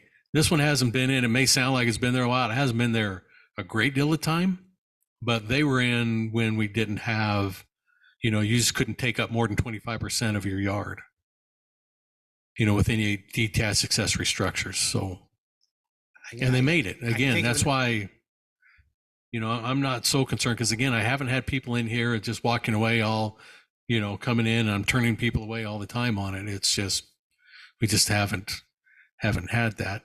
But this new one, the 50%, I guess one or two people, were denied that and couldn't meet what they wanted. And so they approached their city council and, person that they know. And so they're putting it on the docket to consider it being changed. And so we just wanted to give you a chance, come back and see how you felt about the current one and any proposal for future as a collective group. So some of those I like that I see, and some of them I don't like. And so I can see that people are sensitive to them. I don't know where I stand one way or the other. I would defer to somebody that, as a builder, that knows more about these things than I do, what it's going to look like aesthetically and all that. Because again, some of them I like, some of them I don't like. Well, and I appreciate, Commissioner Anderson's thoughts, but I also want people to think about, I'm the neighbor to the guy doing it too. That's what we always, as a city, we always have to remember that as well. We know what we'd love to have, right? And so, but I've always learned I've got to now also incorporate, I've got 5 or 6 people around me too. So that's where it's hard. You got to put all that into the bubble, and come up with your cookie dough for what's good for people who own their own lot, but also being respectful to everybody around them as well, as much as we can. Hey, Drew, can you pull up the overhead for that Telegraph lot? I just want to talk a little Steve, can you give me screen the TVs? I think it'll benefit the commission just to know where this ordinance provision, why it came about. And I was on the council when it did, so I'll share a little bit of the reasoning then. And you can also look at it. And I think one of the things that's changed a lot in a decade, though, is the average sized lots that were getting approved when this is written are much smaller now, too, right? And so you're the present commissioners, you're the present land use body. Your opinion on this is really important. And sometimes your opinion should change ordinance. And if that's the case, I mean, the council will take your recommendations and deal with it. But at the time, there was in the old neighborhood by the turf farm, which mostly has really large lots, half acre and almost up to a 1 acre size. There was a accessory building constructed. And one of the things that made it noticeable is it's right up next to Telegraph Road, which is a thoroughfare through the city. There it is right there. You'll see the white roof. You'll see its size in relation to the house right to the north of it, and also its proximity to the back property line. And so it had both a setback issue and also a size issue. And so the council at the time felt like zoning is meant for primary residences, and that anything that's accessory to that should have a relationship to not be bigger than the primary reason for the zoning. And so the thought was, if this is zoned single family residential, we want to allow accessory buildings, but we don't want those to be larger than the primary zoned use. And so that was the relationship. That'll make the current text make a little more sense to you. The idea was we want to allow them, but we want to also, regulate them so that so accessory uses don't actually become larger and more prominent than the primary use of single family residential. So that was the theory back then. I think since that building, there's definitely she sheds that are even bigger than that these days. Like everything's gotten bigger as our lots have got smaller. And so some of the measurements and just kind of elements of what's actually built has changed. But that's the reason why that section of the code was adopted. Sorry, I think I'm still confused. So E and F are currently both in there. Correct. And you're looking to remove E. The council has asked that this body discuss the possibility of removing or any recommendation you might have as to what you think it should be. They've asked that our land use authority consider and chew on that and give some guidance to them as they consider what to do with it. To help you during their discussion, what happened was it was just to remove it. And then the more they talked about it, which always is a good thing when you talk about it, it starts putting, everything in perspective of, then you start thinking about the worst case scenario. And then you think, maybe not just let anything come in. We probably do want to put a maximum, to that, whatever that is. They were throwing down numbers anywhere from 1,500 to 2,400. But I thought, 1,500, that would be more restrictive on some people's lots than it is right now. So, but that's what we just want to do, is bring the discussion out, see what everybody felt comfortable with or their thoughts on this particular item. Yeah, so what I was thinking, so I feel like the 50% is still a substantial downsize from the main structure. Like whatever you do, if your house is 50% bigger than I don't feel like that's a big eyesore, 50%, where the setbacks become more critical in a location, and maybe that 25% of the backyard, then that's when it starts becoming intrusive and looking. But then they also thought, if I had a 2-acre lot and I only had a small house on it, but yet I can go and I have no limit, and I build this like the one that's in my neighbor's backyard. It takes up almost all his backyard. In fact, it pretty much does. Is it in relationship to everything around it? Is it more than 50%? Oh, it's way more than 50%. Yeah. I'm thinking like this 50% seems restrictive. And in my opinion, that's sufficient, I guess. But then you started thinking about the homes that are being built that are, 20,000 square feet. And then you're going to have a 10,000 square foot detached. Exactly. And you probably see is like Simister's house on a 2-acre lot. I mean, he's got big. And that was part of the rationale when we did the 50%, was it's all proportional, right? And it's equal. If I have a 1,500 square foot, I get 50% of my 15. If I have a 5,000, I get 50%. So I'm not getting any more percentage, even though I have a bigger house and my building is bigger, but in relationship to what I already have as the primary structure, it's equal. It's just like when you pay 10%, everybody's paying the same 10%. Right. And it's the same with on this, and in some respect, I'm just saying that was some of the rationale behind of up to, because it's still, if I have bigger house, I get a bigger detached. Now, is that livable square footage, or is that going to include the garage square footage as well? We included patio, garage, and house to help people get as big a building as they could. Because if you have a small home with a 3-car, look at Kimball Gardner's old house. Yeah. He had the little house with all five garages, but if he wanted, those garages would count for the square footage if he wanted an accessory. If it was part of his primary, it would have been included. So that, again, we tried to be generous in that. So we did. And if you have a 2-story house versus a guy with a single story, your square footage went up. We didn't say ground level square footage. We just said, square footage of the home, and we included covered patios, garages, and everything to help that. Can you show us the one in Stonehenge that you guys were talking about that wouldn't be allowed right now? Well, we can't say that we don't know that it couldn't be. No, I'm just saying, that might raise questions. I was just curious. Depending on how old that picture is, as long as it's within 5 years, you'll see the 2 I'm talking about.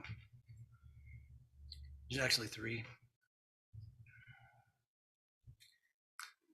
You didn't mention these until you moved out. No, they were going up. Wow. In fact, it was the house he sold and moved out of is one. Actually, now you say that, there's 2 others I just thought of after I left. They built as well. Yeah. It just seems like the more restrictions you put on property and what you can do with property, that it would really affect value of the property. You can buy this piece of property, but you can only do certain things with it.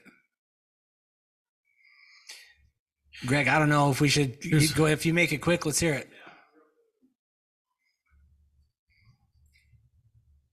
I was the county engineer for Large County for 3 miserable years and had to deal with it. They had to you have to have some type of limitation on the property, or you end up getting people that run wild and will use every word to their advantage. And what the county ended up doing is they had the restrictions on the area that was allowed, and it was actually 25% what you do. And it was 25% of the footprint of the main house, but people could apply for a variance, and then that would go before the planning commission, and the planners would recommend it. Thank you. Here's two of them. I know there's another one over on the other part of the, Is this the corner of Washington Field and back out, and you'll see where we're at. Oh, that's just the she shed. yeah, so this is This is where George Washington Boulevard is, just out there. yes. So it is And there's another one. Let me see if I can find it's down here, I think. Misty's dad. I see some setback violations there. Lines, don't trust the white lines being in the right place. But you can't, yeah, you can come in and apply for variances and if the, Here's for yourself. Sorry, I started. You want to keep going down? this one's the two-story one. They dug down. Now looking at this, that's maybe not as much of his backyard. This neighbor extremely upset because they are second homeowners. They showed up and that thing was built. They're like, what? But it's two-story. It's right against the fence, not a setback. I'm sorry, not two-story. They dug down, so I guess it would be three-story because he has the RV and something on top of it. There's another one down this way. And I'm just in my mind, I'm trying to place Right one there. right here. This one. There's two of them right there. In my mind, and then this one was originally down smaller. In my mind, I'm thinking of these, and I'm like, they look gigantic for the property that they're on. I'm wondering if this fits into the old, and it would still fit into the new. It still gives me that these, I could probably look at this, not knowing the height on it, but hopefully they're under the 20 foot. But the one with the boat in front of it, that third lot in 127, that would meet the 25%. I'm just guesstimating, you know, I mean, it's going to be really, really close, meeting the 25%. But you can still see what you can still get with that. That's why I like the 25 being the glue that doesn't let things get, like you were saying, where people just, because you give a little room, there will people who push it right to the envelope as far, and they'll puncture through the envelope just a bit. You know, and I'm just telling you, of 27, 28 years of doing this job, I've seen everything. Well, I can't say that because as soon as I say that, something comes walking through the door tomorrow. I've never seen that. But just all those experiences, I tell you, they will push everything to that nth degree, which, I mean, they're allowed to, right? That's where the line is. I don't know if I have an opinion. I don't know what to say. I mean, I don't know. Hey, Drew, Chairman's been talking about multiple stories.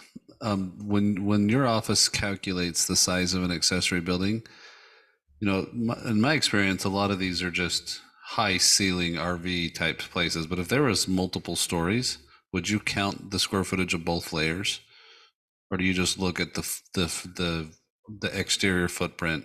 Well, probably in this case, because most of them don't come in as two-story, or some of them will have a mezzanine. I don't really go in there and count that. Again, we try to be generous as much as we can, but not giving away too much, because you don't ever want to do that. You just say, well, here's what it is. I mean, most of them don't have a full two-story building in the back. If they did do that, I probably would have designated two-story. I'd have to count the square footage of the whole thing. Anyway, I want to have an opinion. I just can't I can't wrap my mind around it, to be honest. So I'm going to defer to. If you want time to think about it, don't think you have to give something tonight, because I don't want anything done, you know, like quick draw McGraw type things. We need to, I think it needs to be thought out, and the council's going to think it out, you know, definitely. And I think we really do, because you don't want to shoot this arrow. Do you want to too bad then have to come back and go, oh boy, we really put this on your next agenda to finalize your discussion? I think what the council sincerely wanted is your feedback as the land use authority on the current state of the ordinance and ideas for how it might change. And so if you want to, you can ask at this discussion be continued in the next meeting, and then kind of. I think it's really hard to put a number on it from a half acre down. And then when you go from a half acre up to 2 acres, because if I had a 2 acre piece, I'd surely want to have a lot bigger garage than I have on my half acre piece. And so I think it's hard to put them all in the same category. Maybe that's There's wisdom in there. I mean, there really is on that. And I don't think there's any issue about considering up to, this to this lot. Here's what we want it to be from this lot to this lot size. Here's what we'll go up to. I don't see any harm in doing that, to be honest with you. maybe that's where what Greg mentioned is that you can come in and apply for a variance from the city to get something that makes more sense to your specific lot. I have no. It's kind of like our height waiver thing. We let people come in and, but I even tried to address that to help keep those out.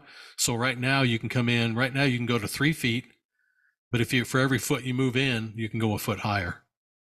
So if I needed 23 feet because my RV, right, and my garage door on my RV need to be lit, you just, instead of being at 3 feet, you're going to bump over to 6 feet and get 3 more feet up.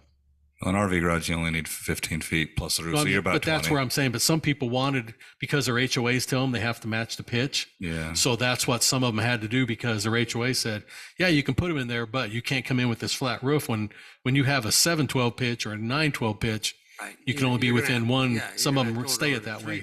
So that's what hurt some of them, was they had to 20 move feet in. will take you to 512 on an RV garage.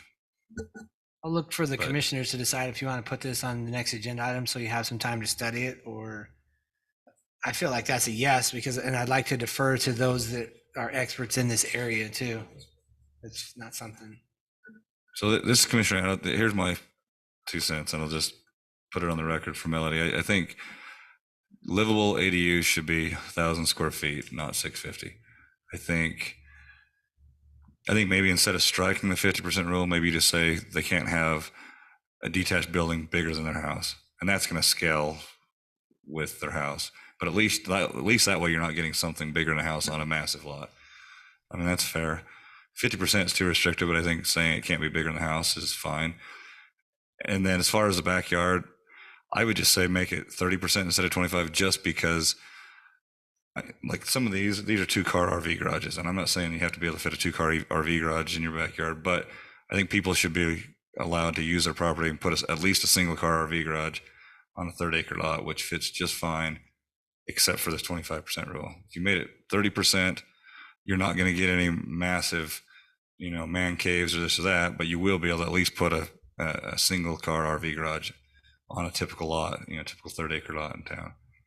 You still won't be able to put any of them on a 1/4 acre, which is what it is. But at least if you have a 3rd-acre lot, you could put a single car RV garage. I think that's a lot more reasonable to work with. What do you think, Pete?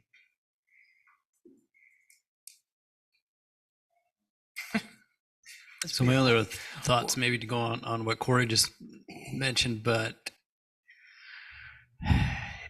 by saying not bigger than the house, I feel like that may not be restrictive enough, because then you're going to end up with some great big. But then you still have the 30% in there. But the 30% is going to restrict them a ton. You're only going to have big things up to the size of their house if they've got like a 1-acre lot. Hey, here's your 1-acre lots. Some of the places we've had some issues over the years. These were again prior to, I think.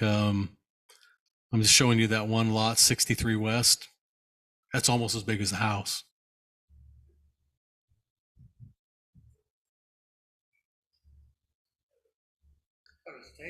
Looks like Well, that's again, we want to look at everything and keep it all in perspective, right? So that's why I just remembered this particular subdivision. And no, I'm getting to the one that you. Oh yeah, no, that house is the one you were talking about right here, where they ended up doing what that one did. This is northwest of Stonehenge, right?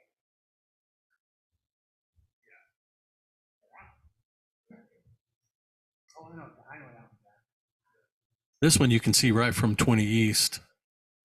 And then just down here a little bit more, sorry.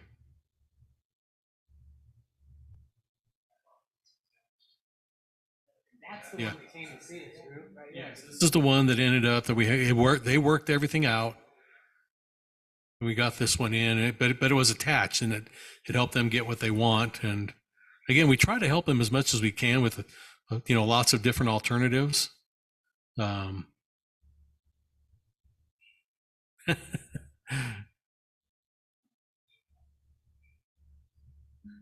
the RV and the boat. City likes this or doesn't like this? That one looks gigantic. That one was problematic. This one, it was either this one or that one. They did it after each other. One was first and the other one did it right behind it.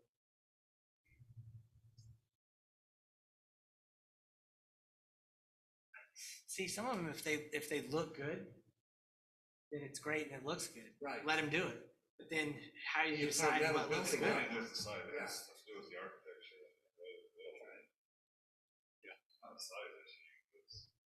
Because then you get, and then you get into the one that someone builds it and matches, because their CCNRs, a lot of them help hold that, right? But you get in a subdivision that may not have them. Somebody slaps a big, ugly white metal, even used metal building they picked up from somewhere. Oh, that'd be great in my backyard. And they put it back there, but it meets all your criteria. It has engineering, it does all that. So, but it's a big metal building in someone's backyard. These are, again, those things that it's easy to say, I just want everybody to be able to do whatever. And they think, oh, wait a minute, I don't know if I really like this, that, or the other. But you can't sit and, most cities don't have laws that discriminate against ugly. I mean, that's the best way we can say it. Can you put anything that restricts it, that it has to match? You can actually. To their house. You can. Cities do that. A lot of them will. They'll say anything that a certain thing has to match, the exterior finish of the home, it has to match. You can do that. Corey, is there a problem with that? That it matches the aesthetics of the house? I would always do that, and it's gonna make it look better, but you're also gonna have people that are living, say on Washington Road or whatever, and they're like, I want a pole barn or whatever. So I think it depends on what zoning you're in too. I mean, it's definitely gonna look better, but I think there's gonna be places where that sort of thing is more in keeping with that area. So. Would that come into effect? I mean, you just mentioned a pole barn. Would this come into effect on a 5-acre lot that somebody wants to put a pole barn in for a riding arena or something like that? Yeah. It's interesting because the one that I showed you on Telegraph, had it come in with a nicer looking exterior, we would probably never have this code section, right? And so I think you're hitting on a lot of the criteria, which is you build it well, then your neighbors aren't upset because you've been cautious about where and how you're building it and what you built.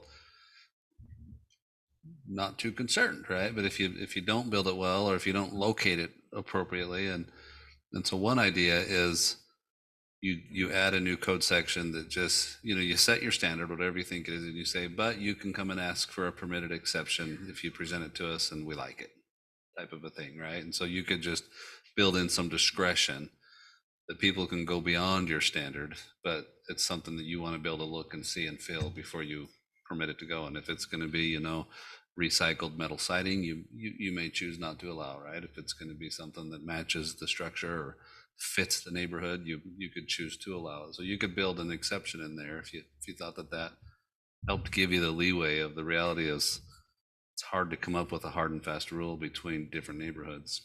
Yeah, anyway, just a thought. I hate to even think about this. I'm kind of saying it jokingly, but yet there's some serious to it that you do a conditional use permit up to you have your limit. Anybody wants to go above this, then, but I have to joke about it because I don't think we want to go that route, but yet it might be a route to do. I don't know. Well, I think it's I clear don't want that's to go that route, but I think it's clear you can't come up with a hard and fast that's going to fit for everything, especially in our city the way it is. Most of your communities where it's going to be an issue are going to have HOAs that require it to be the same materials. The only time you're going to have people bringing in otherwise is if an older place, or let's say, it's right next to, Washington Dam Road is a great example where you're right next to industrial zones. They've all got 1 to 5 acre pieces. There's lots of farms, this and that. That's where you're going to see that type of thing. And maybe it's appropriate for that type of community. Other type, like these type of community, they're all going to have, HOAs and CCNRs that require to be the same material. So I don't know if we need to police that. I think it's going to kind of police itself. I mean, most of the people that if they buy into a neighborhood that allows that kind of, dissimilar material building, I mean, they're going to be the ones that are upset, but they're buying into a place that allows that. I mean, people that buy into restrictive HOAs, that's they buy that for a reason. So I don't know. So in some ways, I guess the more restriction, then it makes them come to you for a provision. And For then me- there's a governing body that can accept or reject. For me, as an attorney that writes the law, I want staff in the offices to have a pretty clear line. And if there's going to be discretion one or the other, I think it belongs with the public bodies, not with staff. So staff's going to be better at their jobs and more comfortable with the clear standard. The challenge here is, what should the standard be? But I would ask that it be something clear. And then if there is a variation or an exception opportunity, it's something that isn't determined by staff, it's determined by our public bodies. I think my final say is I'm going to defer to maybe the builders on the commission. Whatever you suggest is probably going to be like, okay, I'll get behind that. Because I don't know. I don't, there's not a clear answer in my mind, this whole thing. I think our building has changed in 10 to 20 years. You go look at the lots built up in Washington Park around Erie Circle. You maybe had a shed big enough to fit the lawnmower and some yard tools, right? And our population and what gets built has entirely changed from that. A lot of those houses didn't even have an enclosed garage, let alone an accessory garage, right? And so it makes sense to me that our ordinances can change with the changes in what gets built in the industry. But I live in one of those neighborhoods that's glad that the city doesn't regulate ugly.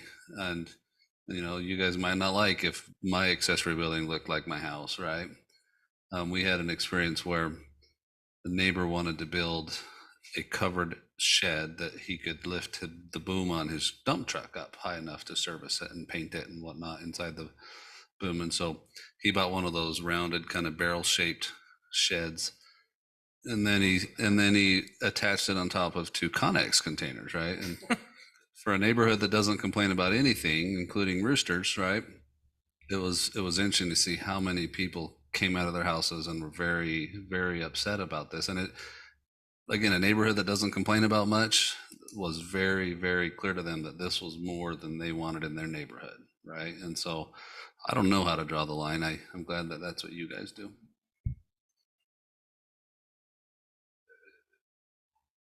I think city council has got, and I think we've got good comments here. I mean, that's all right. We're not passing a motion. We got our comments. I think that's enough for them to chew on. I think that what we currently have is too restrictive for what people actually want and actual uses on the land, but I don't think we need to completely, throw it out. I mean, I think you can make some minor adjustments to make it a little more doable. But I think city council has enough to chew on for now. Somewhere between 1% and 100%. Is that what?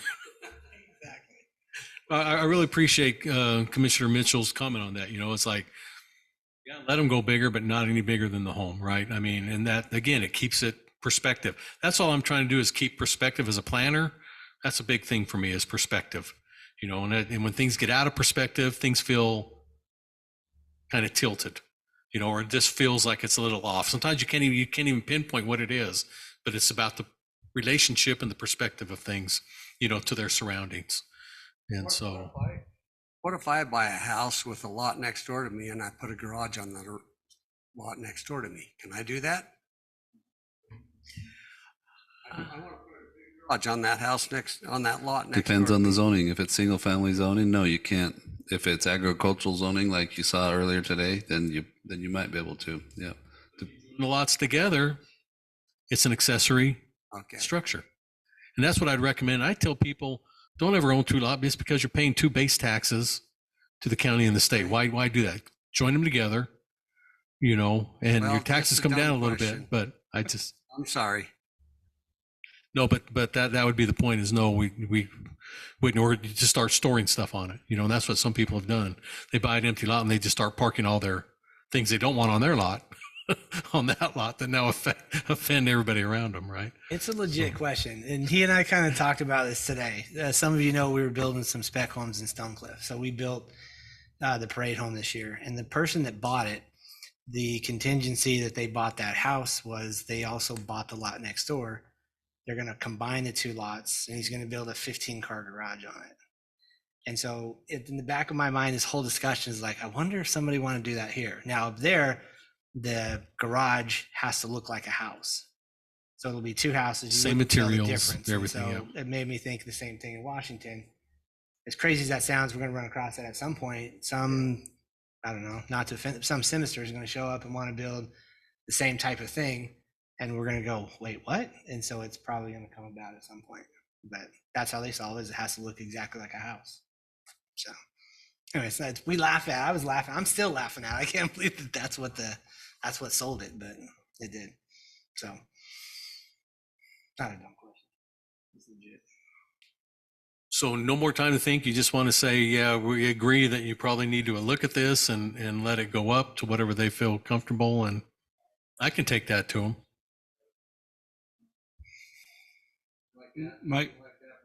My question still is though, are you going to have accessory dwelling units half the size, no bigger than the what is it, the livable unit? Sorry. What was 650? So the livable structure is still a certain size, but the dwelling, you know what I'm saying? The 650 square feet. Well, I think he's asking, because it does say in it right now, with the accessory dwelling unit, it's 50% up to a maximum of 650. Do you want to keep it at 50% of the home up to a maximum of 1,000? Or are you just saying you'll let them go to 1,000, even if the home's 1,000 square feet? Accessory dwelling up to 1,000 square feet. Well, If you have a bigger lot, but that's not the point. What I'm saying though is, and we actually have a few cases that are like that. Yeah. What I'm saying is, though, is okay. I'm okay with a garage that's the size of the primary structure, but in that garage, I don't want it to be another house. So we're not having two houses on there. So like it can be a garage, but not livable space. Right. I'm fine with that, but I just don't want it to be. You're not okay with barn dominiums? You have a I want 5 acre. one. Those are very popular too. Yeah. 5 acre lot, you build a 5,000 square foot home, but then you build a 2,500 square foot additional home as an additional unit. I mean, there's the potential of that happening, right? Unless there's some restrictions somewhere. Yeah, that's what I'm wondering is, are we going to allow two homes on one lot? Basically, because they're going to be rented out, which So our accessory dwelling unit allows two homes on one lot. It just regulates the size and then regulates the occupation, who can occupy it. Okay, so that will tie into this then. So we don't allow both of them to be rented. One of them has to be occupied by an owner of record. Right, but so your accessory dwelling unit on that lot could be, right now it says it can only be 650 square feet, right? Yep. So it could be bigger. If the law changed, it could be. If the code changed. Yeah.